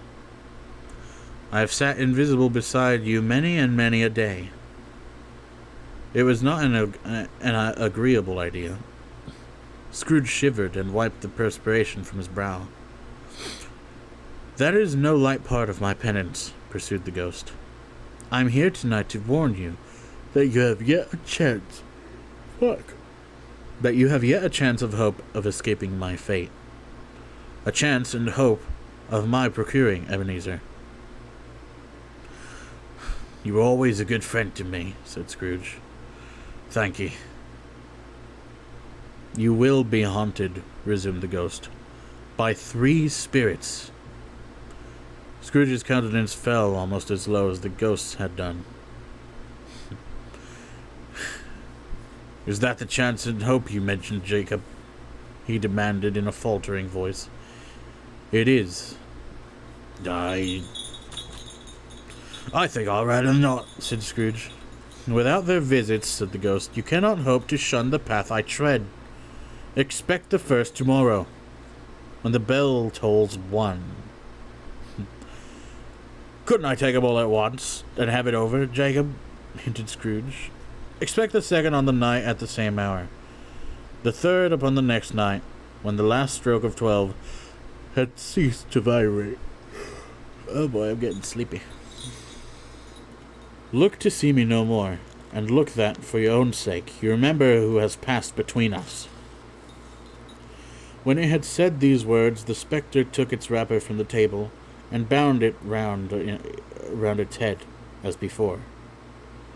Scrooge knew this by the smart sound its teeth made, when the jaws were brought together by the bandage. He ventured to raise his eyes again, and found his supernatural visitor confronting him in an erect attitude, with its chain wound over about its arm. The apparition walked backwards from him, and at every step it took, the window raised itself a little, so that when the spectre reached it, it was wide open. It beckoned Scrooge to approach, which he did. When they were within 2 paces of each other, Marley's ghost held up its hand, warning him to come no nearer. Scrooge stopped. Fuck. Man. Fucking an hour and a half and I'm already fucking sleepy. Maybe it's because I didn't sleep all day. I've been too busy making the book holder. I was staying up the entire day. And now it's past midnight. It's 1:30 in the morning. Where was it? It beckoned Scrooge to approach, which he did. When they were within 2 paces of each other, Marley's ghost held up its hand, warning him to come no further. Scrooge stopped. Not so much in obedience, as in surprise and fear, for on the raising of the hand, he became sensible of confused noises in the air, incoherent sounds of lamentations and regret. Wailings inexpressibly sorrowful and self-accusatory. The spectre, after listening for a moment, joined in the mournful dirge, and floated out upon the bleak, dark night. Scrooge followed to the window, desperate in his curiosity. He looked out. The air was filled with phantoms, wandering hither and thither in restless haste, and moaning as they went.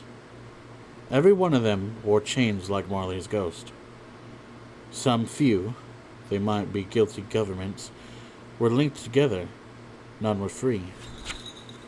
Many had been personally known to Scrooge in their lives.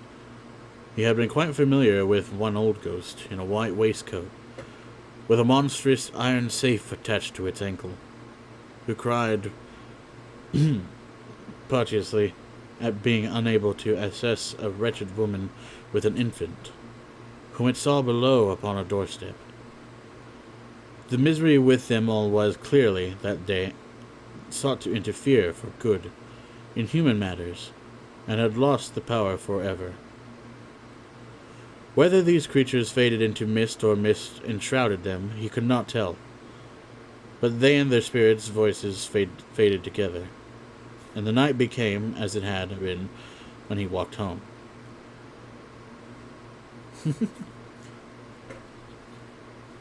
Scrooge closed the window and examined the door by which the ghost had entered. It was double locked, as he had locked it with his own hands, and the bolts were undisturbed. He tried to say humbug, but stopped at the first syllable. And being from the emotion he had undergone, or the fatigues of the day, or his glimpse of the invisible ward, or the dull conversation of the ghost, or the lateness of the hour, much in need of repose, went straight to bed, without undressing, and fell asleep upon the instant. Where did I put my bookmark? I don't want to lose this shit if I just pass out right here. Maybe I didn't have a bookmark for this one.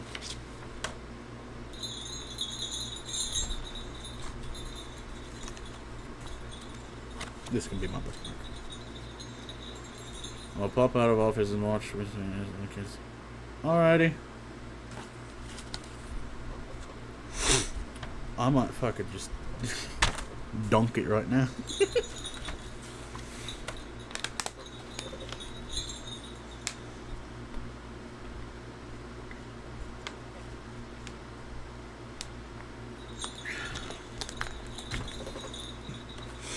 I think I will use the restroom real quick, and I'll be right back. I will continue, what is it? Stave 2, once I'm done. Be right back. Yeah.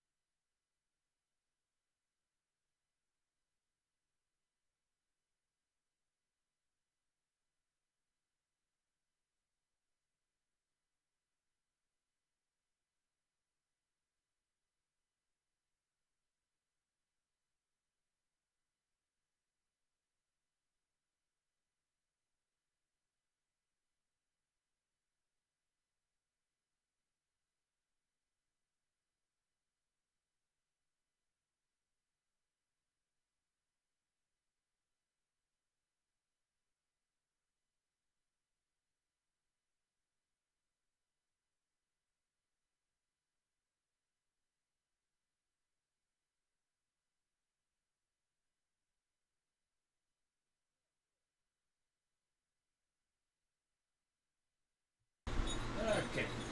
I am back. Holy heck. Did I sure leave some coal for that stocking. Man.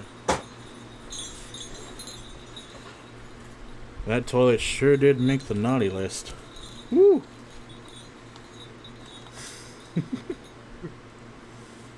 I'm back. On with ye, mustache. I feel like having it back on. Stave 2, the first of the three spirits. When Scrooge awoke, it was so dark that looking out of bed he could scarcely distinguish the transparent window from the opaque walls of his chamber. He was endeavoring to pierce the darkness with his ferret eyes, but the chimes of the neighboring church struck the 4 quarters, so he listened for the hour. To his great astonishment, the heavy bell went on from 6 to 7, and from 7 to 8, and regularly up to 12, then stopped. 12. It was past 2 when he went to bed. The clock was wrong. An icicle must have gotten into the works. 12! He touched the spring of his repeater to correct this most preposterous clock. Its rapid little pulse beat 12 and stopped. "Why, it isn't possible," said Scrooge, "that I can have slept through a whole day and far into another night. It isn't possible that anything has happened to the sun, and this is 12 at noon." The idea being an alarmed one, he scrambled out of bed and groped his way to the window. He was obliged to rub the frost off with the sleeve of his dressing gown before he could see anything, and could see very little then.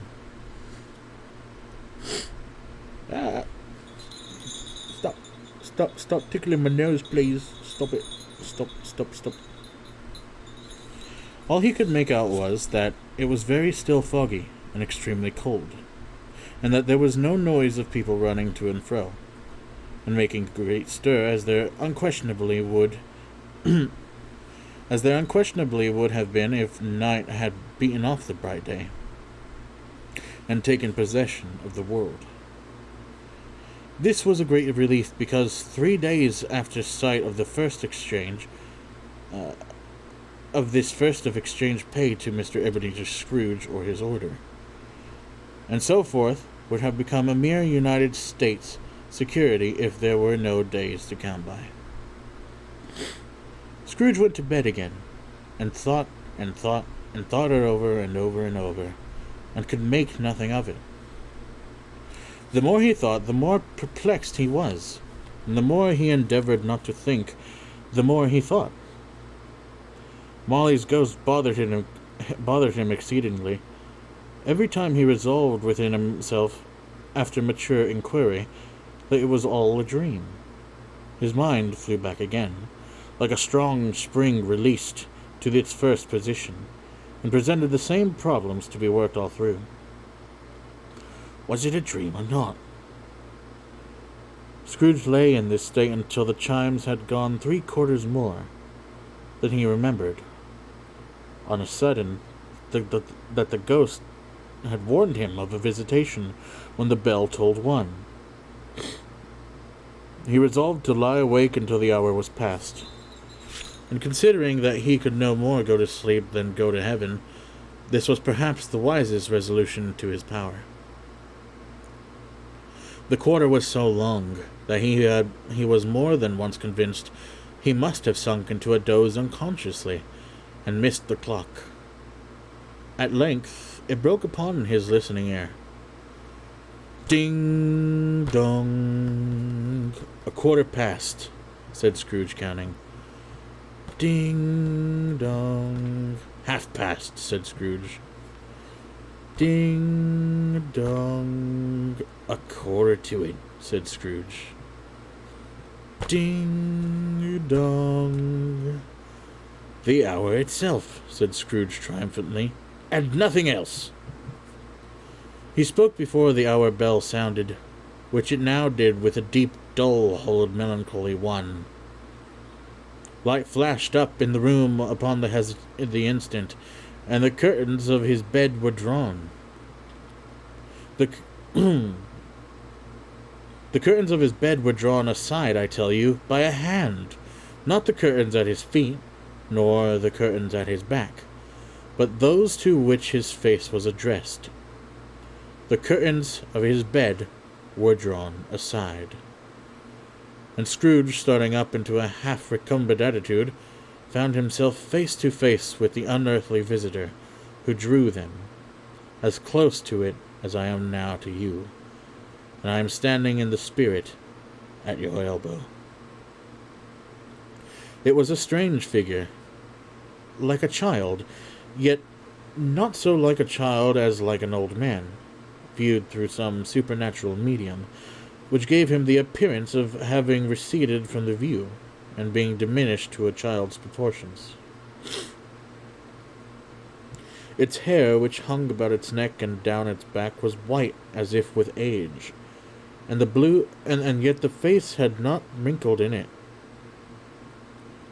And yet the face had not a wrinkle in it, and the tenderest bloom was on the skin. The arms were very long and muscular, the hands the same, as if its hold were uncommon strength. Its legs and feet, mostly delicately formed, were like those upper members bare. It wore a tunic of the purest white, and round its waist was bound a lustrous belt, the sheen of which was beautiful. It held a branch of fresh green holly in its hand, and, in singular contradiction of that wintry emblem, had its dress trimmed with summer flowers. But the strangest thing about it was that from the crown of its head there sprung a bright clear jet of light, by which all this was visible, and which was doubtless the occasion of its using, in its duller moments, a great extinguisher for a cap, which it now had held under its arm. Even this, though, when Scrooge looked at it with increasing steadiness, was not the strangest quality. For as its belt sparkled and glittered in one part and now in another, and what was light one instant and another time was dark, so the figure itself fluctuated in its distinctness, being now a thing with one arm, now with one leg, now with 20 legs and a pair of legs without a head, now a head without a body, of which dissolving parts no outline would be visible in the dense gloom wherein they melted away. And in the very wonder of this it would be itself again, distinct and clever as ever. "Are you the spirit whose coming was foretold to me?" asked Scrooge. "I am." The voice was soft and gentle, singularly low, as if, instead of being so close beside him, it were at a distance. "Who and what are you?" Scrooge demanded. "I am the ghost of Christmas past." "Long past?" inquired Scrooge, observant of its dwarfish stature. "No, your past." Perhaps Scrooge could not have told anybody why, if anybody could have asked him, but he had a special desire to see the spirit in his cap, and begged him to be covered. "What!" exclaimed the ghost. "Would you so soon put out with worldly hands the light I give? It is not enough that you are one of those whose passions made this cap, and forced me through whole trains of years to wear it upon my brow." Scrooge reverently disclaimed all intentions to offend, or any knowledge of having wilfully bonneted the spirit at any period of his life. He then made bold to inquire what business brought him there.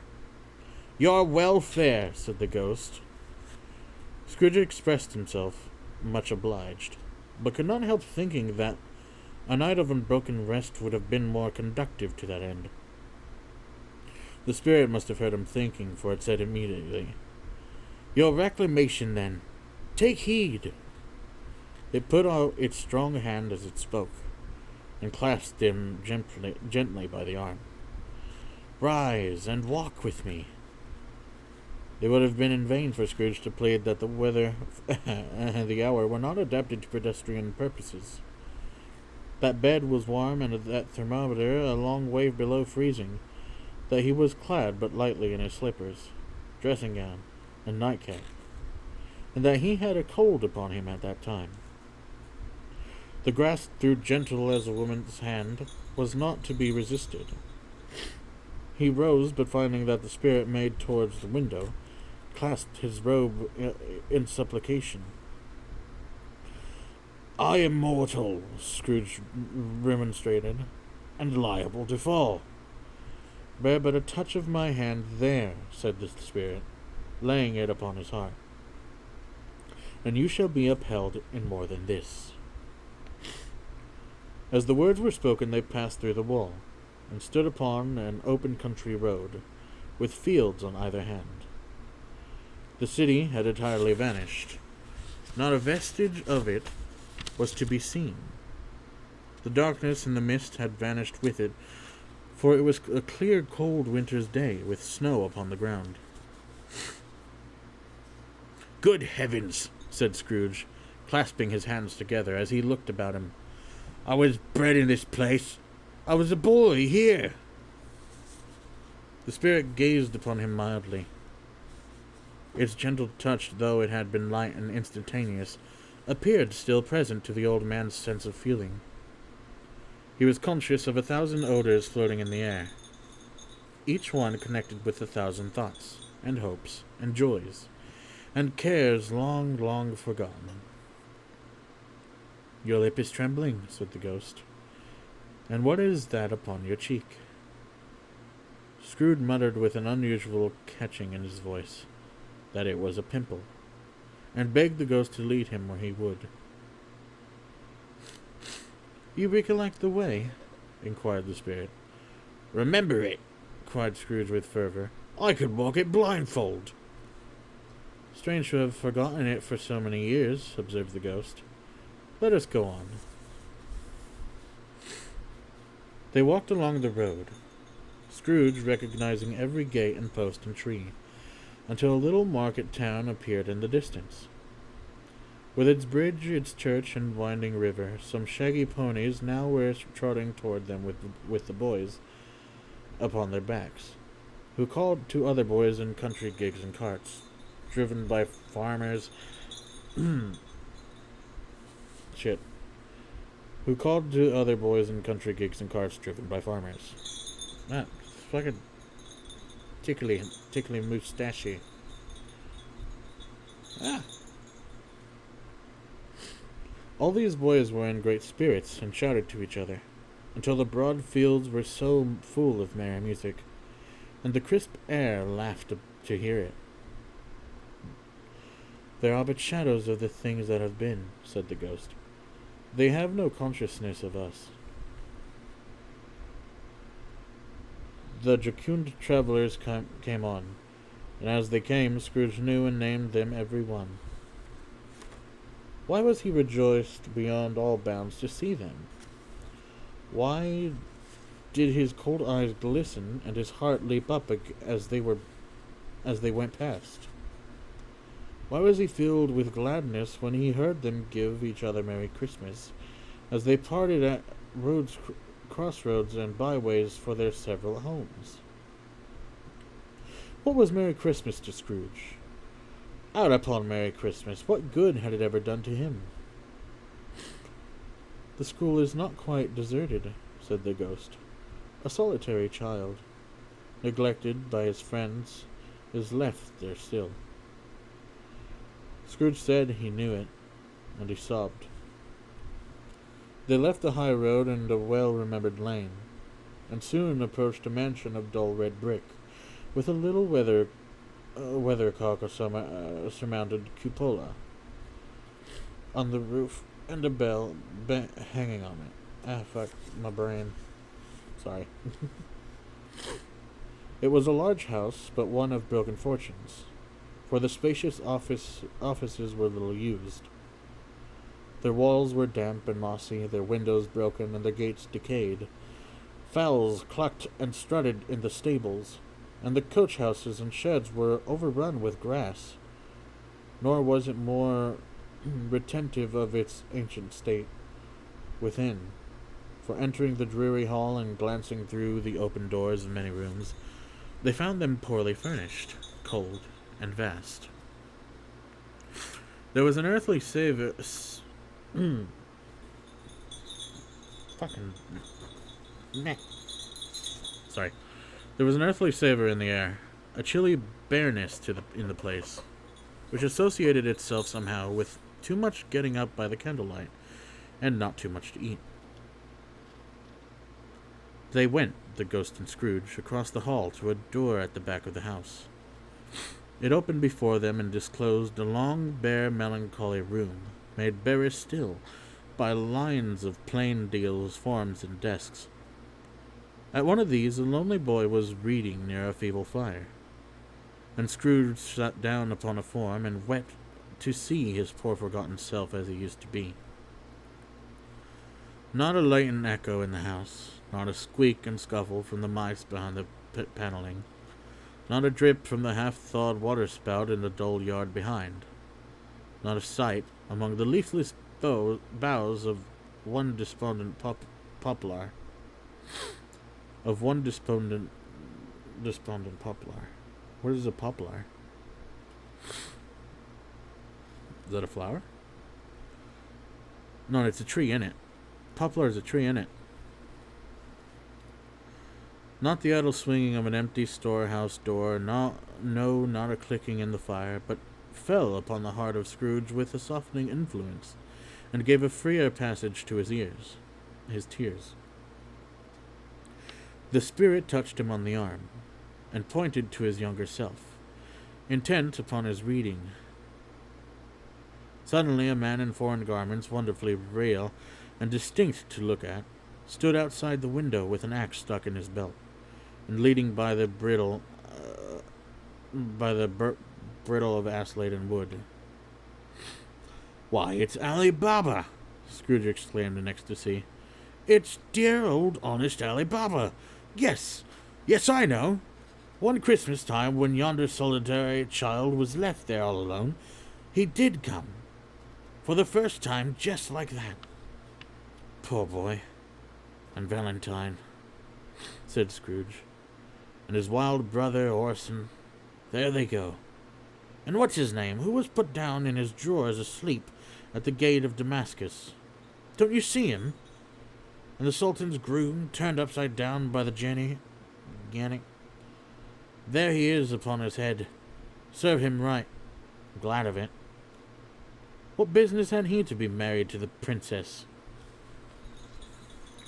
To hear Scrooge expending all the earnestness of his nature on such subjects, in a most extraordinary voice, between laughing and crying, and to see his heightened and excited face, would have been a surprise to his business friends in the city, indeed.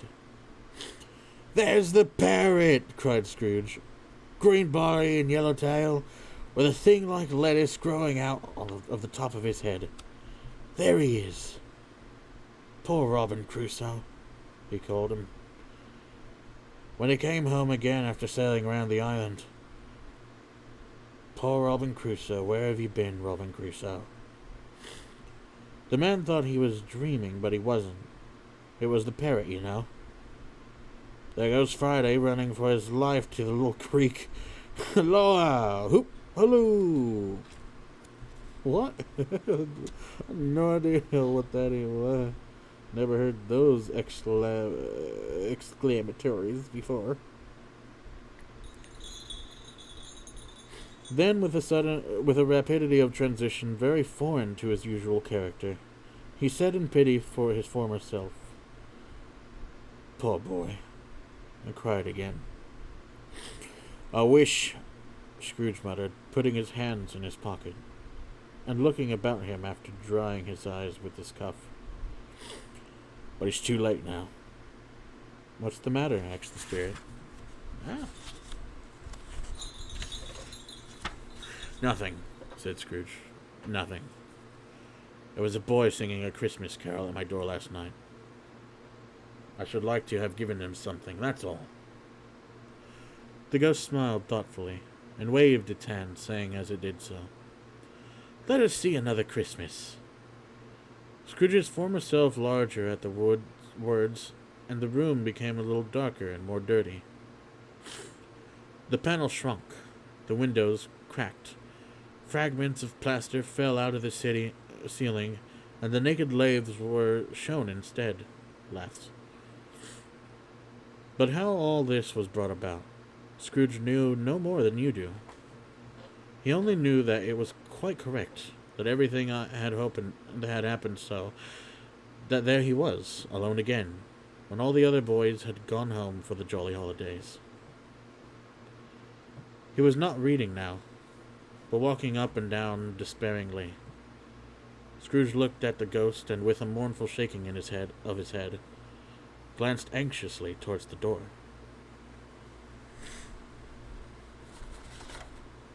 It opened, and a little girl much younger than the boy came darting in. Putting her arms around his neck and often kissing him, addressed him as her dear, dear brother. "I have come to bring you home, dear brother," said the child, clapping her tiny hands and bending down to laugh. "To bring you home, home, home." "Home, little fan?" returned the boy. "Yes," said the child, brimful of glee. "Home for good and all? Home forever and ever? Father is so much kinder than he used to be. That home's like a heaven.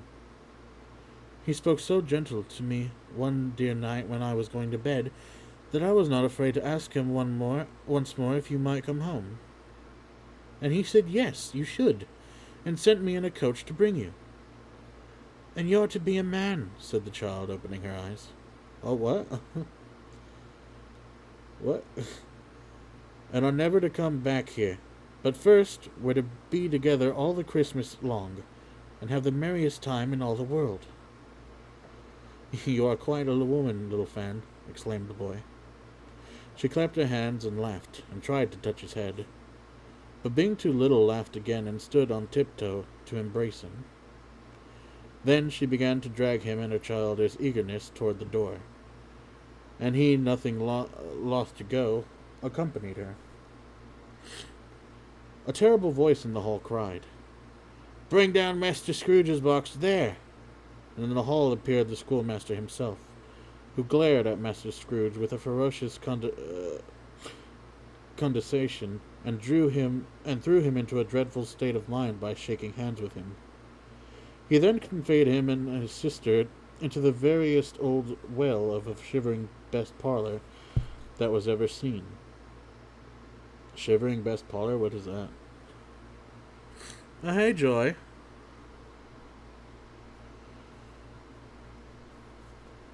Tickly. Very ticklish. Where was I? Where the hell is it?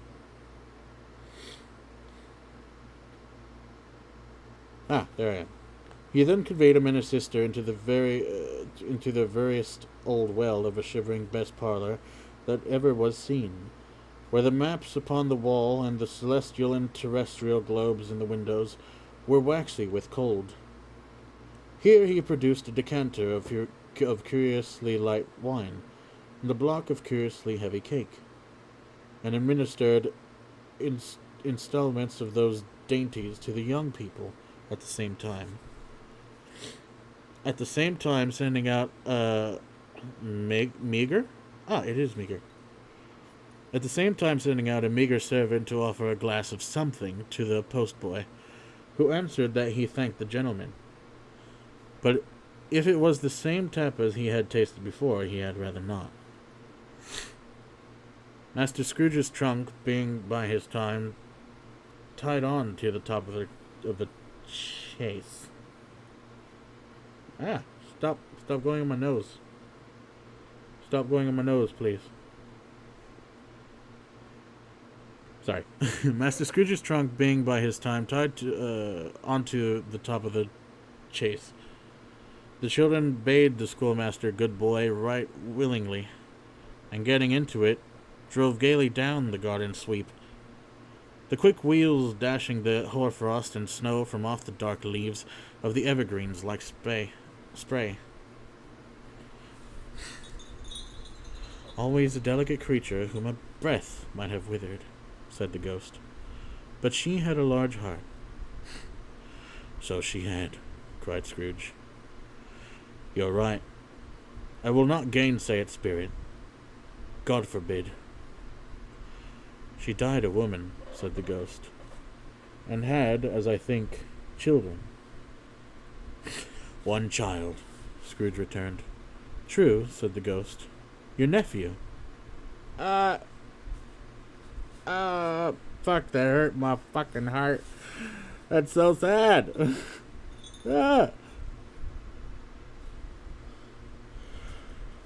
Okay. Scrooge seemed uneasy in his mind, and answered briefly, "Yes." Although they had but the moment left the school behind them, they were now in the busy thoroughfares of a city, where shadowy passengers passed and repassed, where shadowy carts and coaches battled for the way, and all the strife and tumult of a city were. It was made plain enough by the dressing of the shops that here too it was Christmas time again. But it was evening, and the streets were lighted up. The ghost stopped at a certain warehouse door, and asked Scrooge if he knew it. "Know it," said Scrooge. "Was I apprenticed here?" They went in at sight of an old gentleman in a Welsh wig, sitting behind such a high desk that, if he had been 2 inches taller, he must have knocked his head against the ceiling. Scrooge cried in great excitement, "Why, it's old Fezziwig!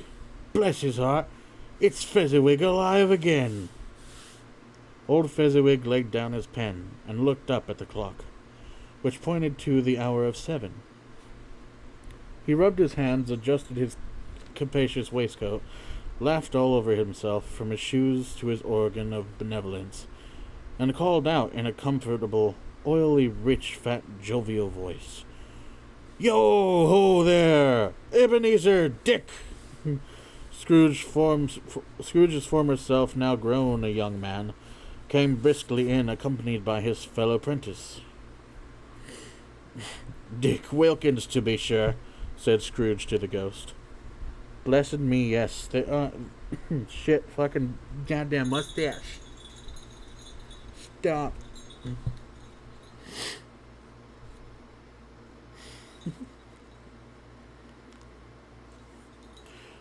"Dick Wilkins, to be sure," said Scrooge to the ghost. "Bless me, yes. There he is. He was very much attached to me, was Dick. Poor Dick. Dear, dear." "Yo ho, my boys," said Fezziwig. "No more work tonight. Christmas Eve, Dick. Christmas, Ebenezer. Let's have the shutters up," cried old Fezziwig, with a sharp clap of his hands. "Before a man could say Jack Robinson." You wouldn't believe how those two fellows went at it. They charged into the street with the shutters. 1, 2, 3. Had 'em up in their places. 4, 5, 6. Barred 'em and pinned 'em. 7, 8, 9. And came back before you could have got to 12, panting like racehorses. Fucking hell. Stop. Dang. I really just want to have the mustache on. "Hilly-ho!" cried old Fezziwig, skipping down from the highest desk, with wonderful agility. "Clear away, my lads, and let's have lots of room here. Hilly-ho, Dick! Cheer up, Ebenezer!" Clear away, there was nothing they would have cleared away, or couldn't have cleared away, with old Fezziwig looking on. It was done in a minute. Every movable was packed off as if it were dismissed from public life for evermore. The floor was swept and watered, the lamps were trimmed, fuel was heaped upon the fire, and the warehouse was as snug and warm and dry and bright a ballroom as you would desire to see upon a winter's night. In came a fiddler with a music box, and went up to the lofty desk, and made an orchestra of it, and tuned like 50 stomach aches. In came Mr. Fezziwig, one vast substantial smile. In came the 3 Miss Fezziwigs, beaming and lovable. In came the 6 young followers, whose heart they broke. In came the young men and women employed in the business. In came the housemaid, with her cousin, the baker. In came the cook, with her brother's particular friend, the milkman. Oh my. In came the boy from over the way, who was suspected of not having board enough from his master, trying to hide himself behind the girl from next door, but one who was proved to have had her ears pulled by her mistress. If they all came, one after another, some shyly, some boldly, some gracefully and some awkwardly, some pushing, some pulling, in they all came anyhow and everyhow. Away they all went. 20 couple at once, hands half round and back again the other way. Down the middle and up again. Round and round in various stages of affectionate grouping. Old top couple always turning up in the wrong places. New top couple starting off again, as soon as they got there. All top couples at last, and not a bottom one to help them. When this result was brought about, old Fezziwig, clapping his hands to stop the dance, cried out, "Well done!" And the fiddler plunged his hot face into a porter, especially provided for that purpose. But scorning a rest upon his reappearance, he instantly began again. Though there were no dancers yet, as if the other fiddler had been carried home, exhausted, on a shutter, and he were a brand new man resolved to beat him out of sight or perish. There were more dances, and there were more forfeits, and more dances, and there was cake, and there was negus, negus, negus, negus. I don't know what that is. Fuzzy, help.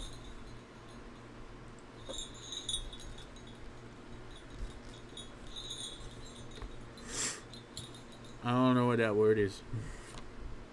Negus? Maybe it's with a Z.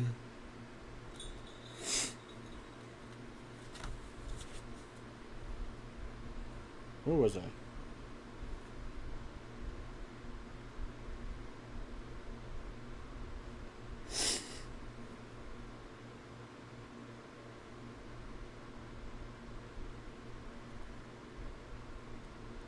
The heck was I? Where is it? Oh, there it is. There were more dances, and there were more forfeits, and more dances, and there was cake, and there were niches, and there was a great piece of cold roast, and there was a great piece of cold boiled, and there was mince pies, and plenty of beer. But the great effect of the evening came after the roast and boiled, when the fiddler, an artful dog mind, the sort of man who knew his business better than you or I could have told him, struck up Sir Roger de Coverley. De Coverley. Then old Fezziwig stood out to dance with Mrs. Fezziwig. Top couple, too, with a good stiff piece of work cut out for them. 3 or 4 and 20 pair of partners, people who were not to be trifled with, people who would dance and had no notion of walking. But if they had been twice as many, 4 times, old Fezziwig would have been a match for them, and so would Mrs. Fezziwig. As to her, she was worthy to be his partner in every sense of the term. It's not that high praise, tell me higher, and where the heck? I literally just lost. Okay. If that's not high praise, tell me higher, and I'll use it. A positive light appeared to issue from Fezziwig's calves. They shone in every part of the dance like moons. You couldn't have predicted at any given time what would have become of them next. And when old Fezziwig and Mrs. Fezziwig had gone all through the dance, advance and retire, both hands to your partner, bow and curtsy, corkscrew, thread the needle, and back again to your place. Fezziwig cut so deftly that he appeared to wink with his leg, and came upon his feet again with a stagger. When the clock struck 11, this domestic ball broke up. Mr. and Mrs. Fezziwig took their stations, one on either side of the door, and shaking hands with every person individually as he or she went out, wished him or her a Merry Christmas. When everybody had retired but 2 pretenses, they did the same to them, and thus the cheerful voices died away, and the lads were left to their beds. which were under a counter in the back shop. During the whole of this time, Scrooge had acted like a man out of his wits, his heart and soul in the scene and with his former self. He corroborated everything, remembered everything, enjoyed everything, and underwent the strangest agitation. It was not until now we just do be putting the kids to bed, baby. Alright, effort. Ah.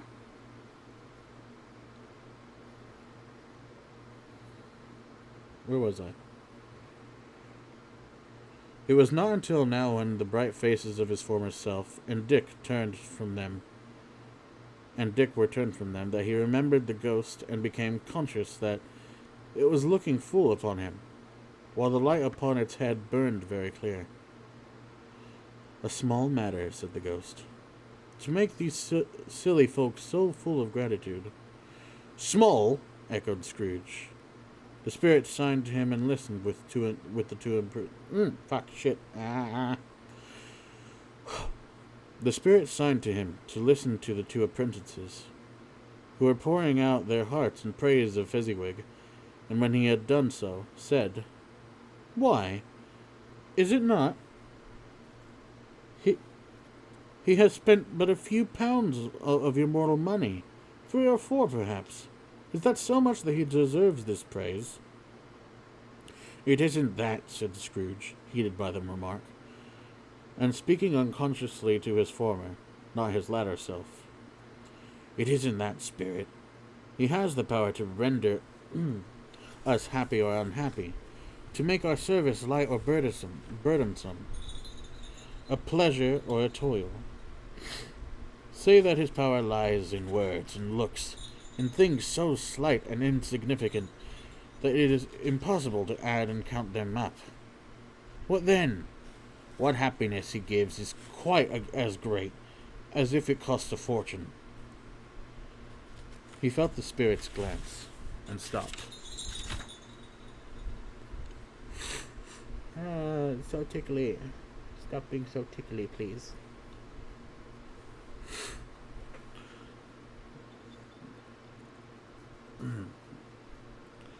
"What is the matter?" asked the ghost.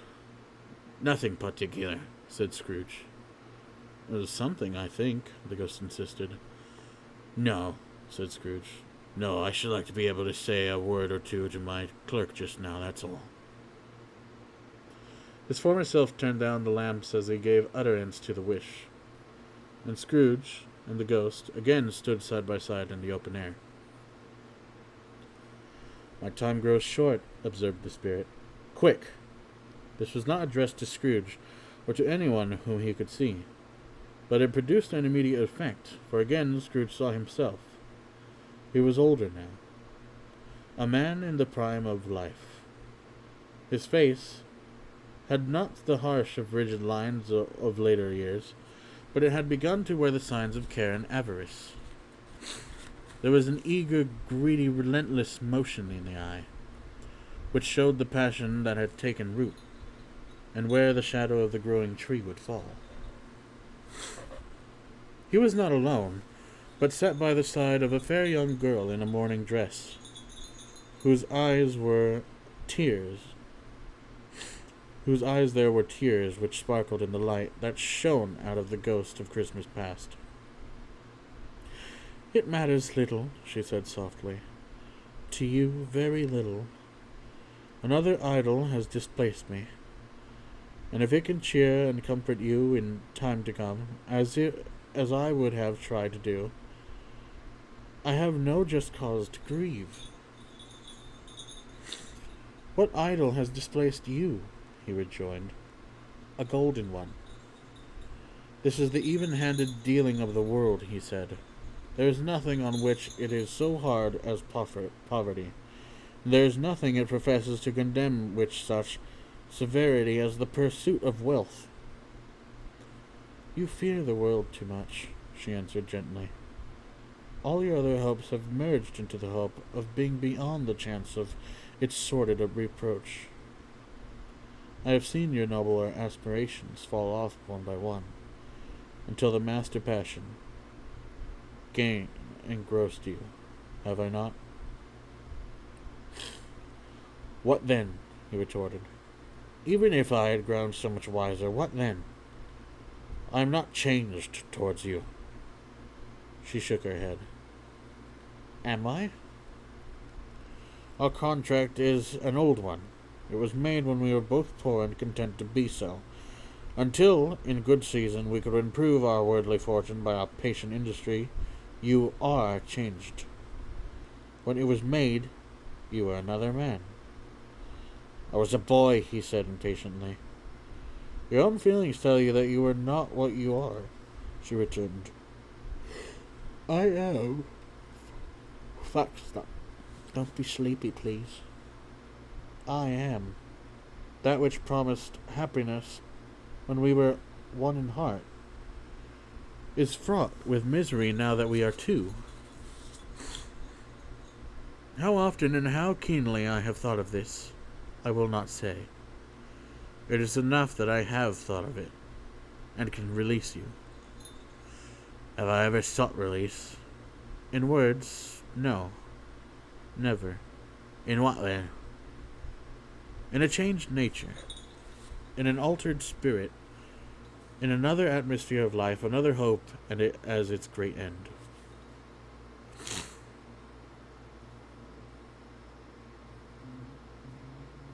Where was I? There it is.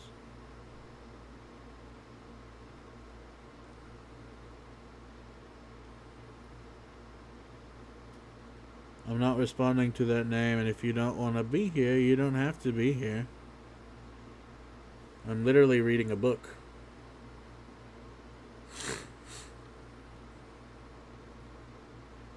In everything that made my love of any worth or value in your sight. If this had never been between us, said the girl, looking mildly, but with steadiness upon him. Tell me, would you seek me out and try to win me now? Ah, no.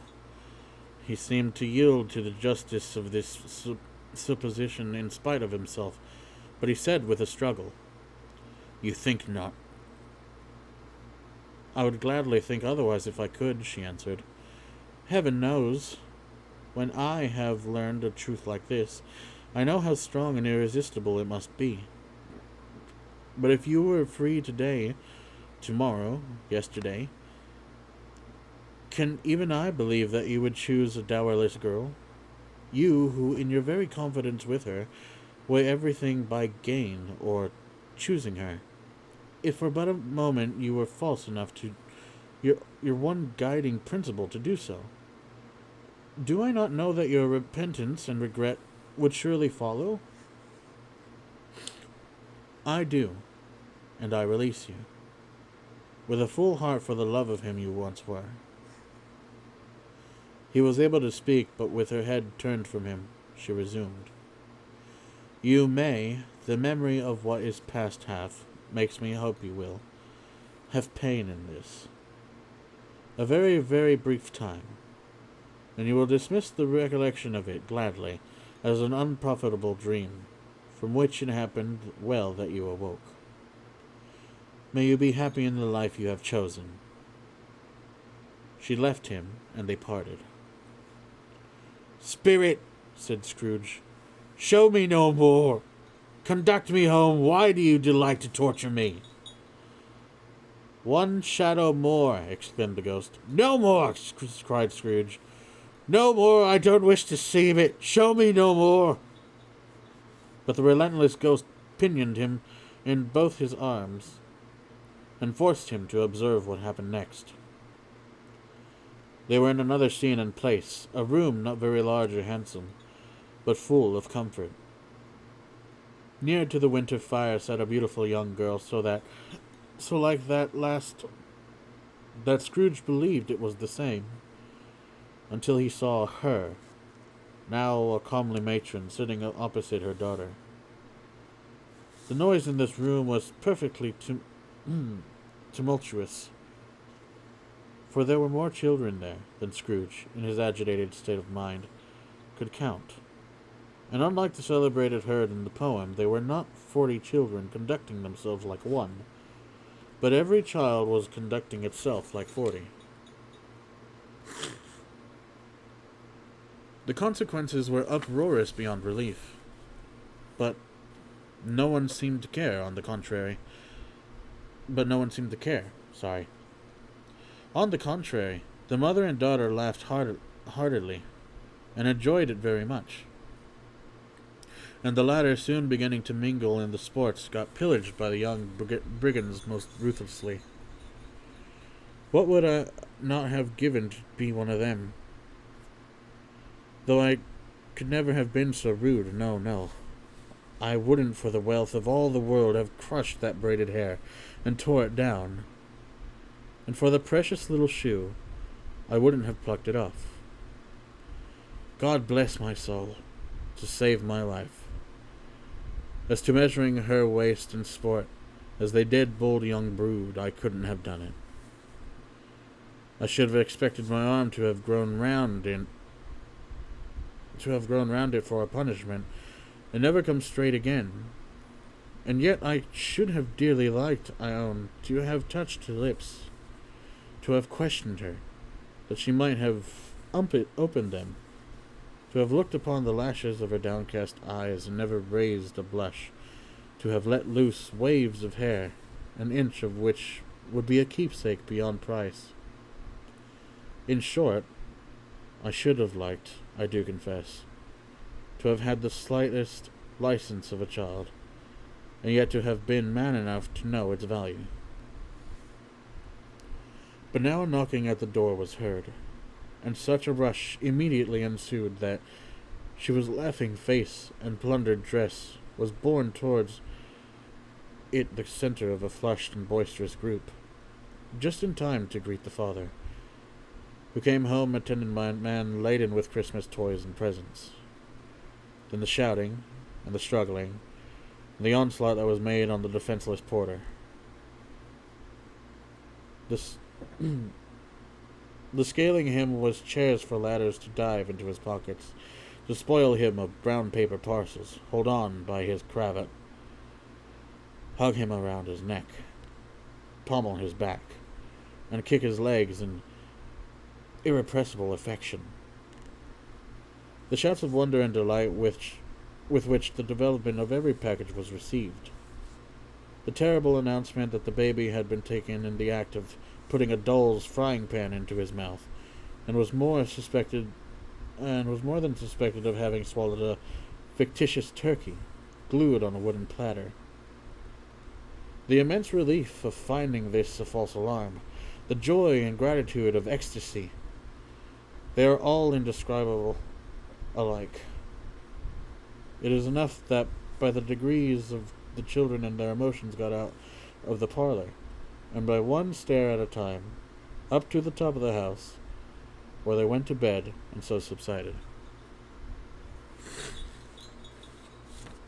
And now Scrooge looked on more attentively than ever, when the master of the house, having his daughter leaning fondly on him, sat down with her and her mother at his own fireside.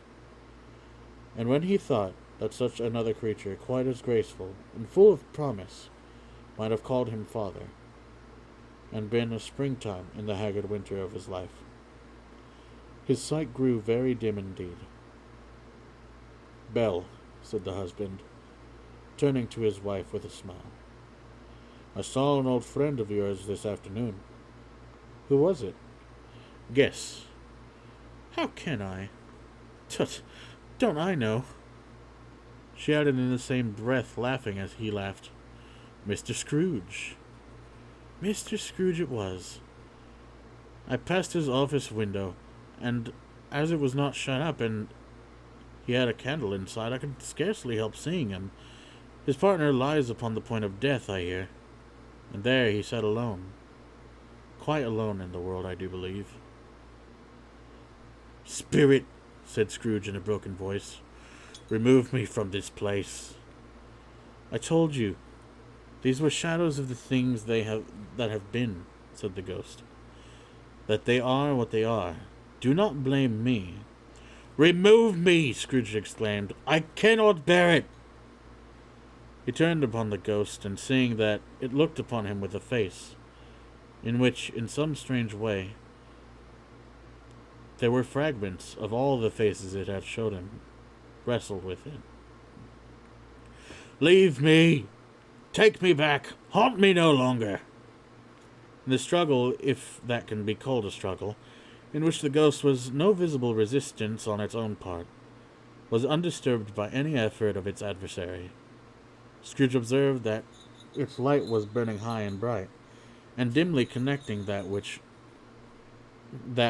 its influence over him. Fuck, my mind just broke again. He seized the extinguisher cap and by a sudden action pressed it down upon his head. The spirit dropped beneath it, so that the extinguisher covered its whole form. But though Scrooge pressed it down with all his force, he could not hide the light which streamed from under it in an unbroken flood upon the ground. Okie dokie effort. He was conscious of being exhausted and overcome by an irresistible drowsiness, and a further of being in his own bedroom. He gave the cap a parting squeeze, in which his hand relaxed and had barely time to reel to bed, before he sank into a heavy sleep.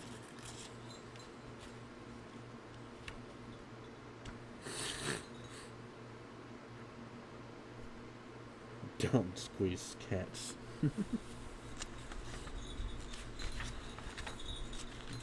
Yeah, it's pretty yucky. Big ol' yucky wucky, my guy. Let's see.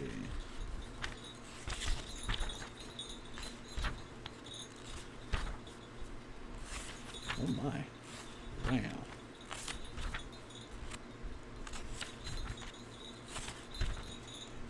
Oh. Where is it? Oh. That must be it right there. Wow, that's a lot of pages. So there's like 2 more staves after stave 3. My nose! It's so tickly! Stop it. Alright, this thing's coming off. I can't do it anymore.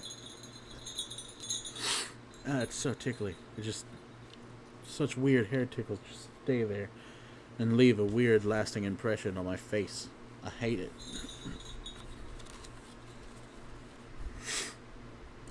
Stave 3. The second of the 3 spirits. Awakening in the middle of a prodigiously tough snore, and sitting up in a bed to get his thoughts together, Scrooge had no occasion to be told that the bell was again upon the stroke of 1. Reading Googles. How did you miss goggles? What do you mean?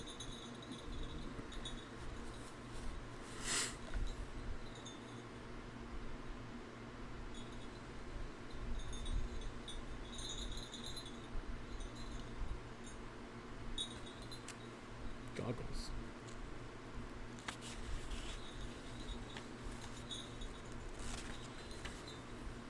I have no idea. Apparently I missed goggles as well. What? Wait a minute, have you been reading glasses this whole time? Oh, wearing? Yeah, this entire time. What do you mean?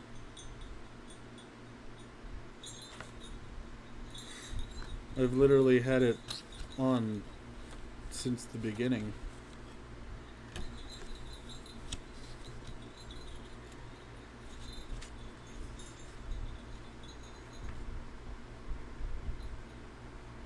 How have you not noticed?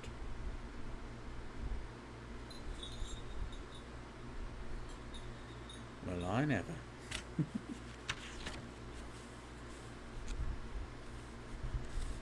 I'm getting so tired, dude.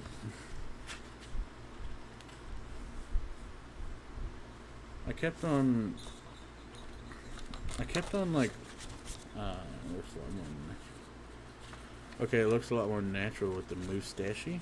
Probably. Maybe. You may do some sleeps. Coolio. I should probably do some sleeps. So, like, I'll put a little marker there. Like that. So it's going to be day 3 that I'm going to continue on tomorrow when I wake up. Fuzzy Redeemed sleeps. Look at this. I kept trying to fucking stain it, but it just kept on being like the weird yucky yucks right there. And I couldn't like get that to go away. But this stuff looks kind of cool, the sides, where it's like all weirdly melty and black, purple, and white. And then like this, I just was like, you know what? I accidentally put spray paint right here. So you know what I'm gonna do? I'm gonna burn it. And my grandpa gave me like a blowtorch, and just let me fucking burn it. Chocolated wood looks hot cocks. Yeah, it's so nice. There's like a little bit right here that started like leaking out sap. Like there was still some fucking tree sap in it. So that's there. I don't know how the heck that thing was still stuck in it, but apparently it was. I'll now leave this.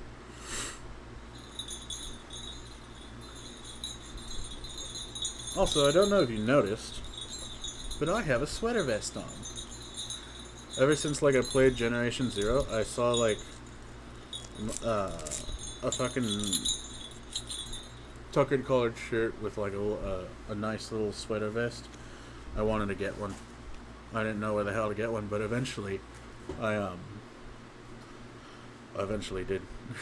Yeah, they're very nice. I wanted to get like a different design, but apparently the one that I wanted got sold out really quickly because it was Christmas, and those ones always like sell out really quick whenever it's the time of year.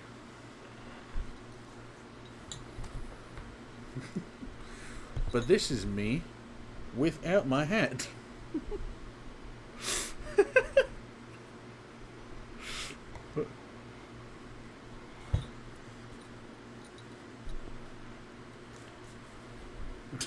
Oh, good heavens. Nana. The heck?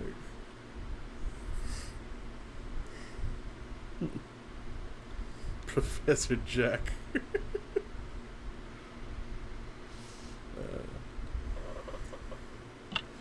Alright. Well, I'm gonna head to bed. Thank you so much for listening to my terrible reading. I really hope you enjoyed this stream, and hopefully I'll see you in the next one. Nighty night. Bye.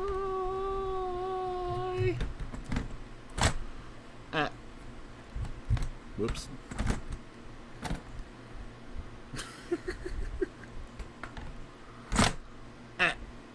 Sweet nightingale.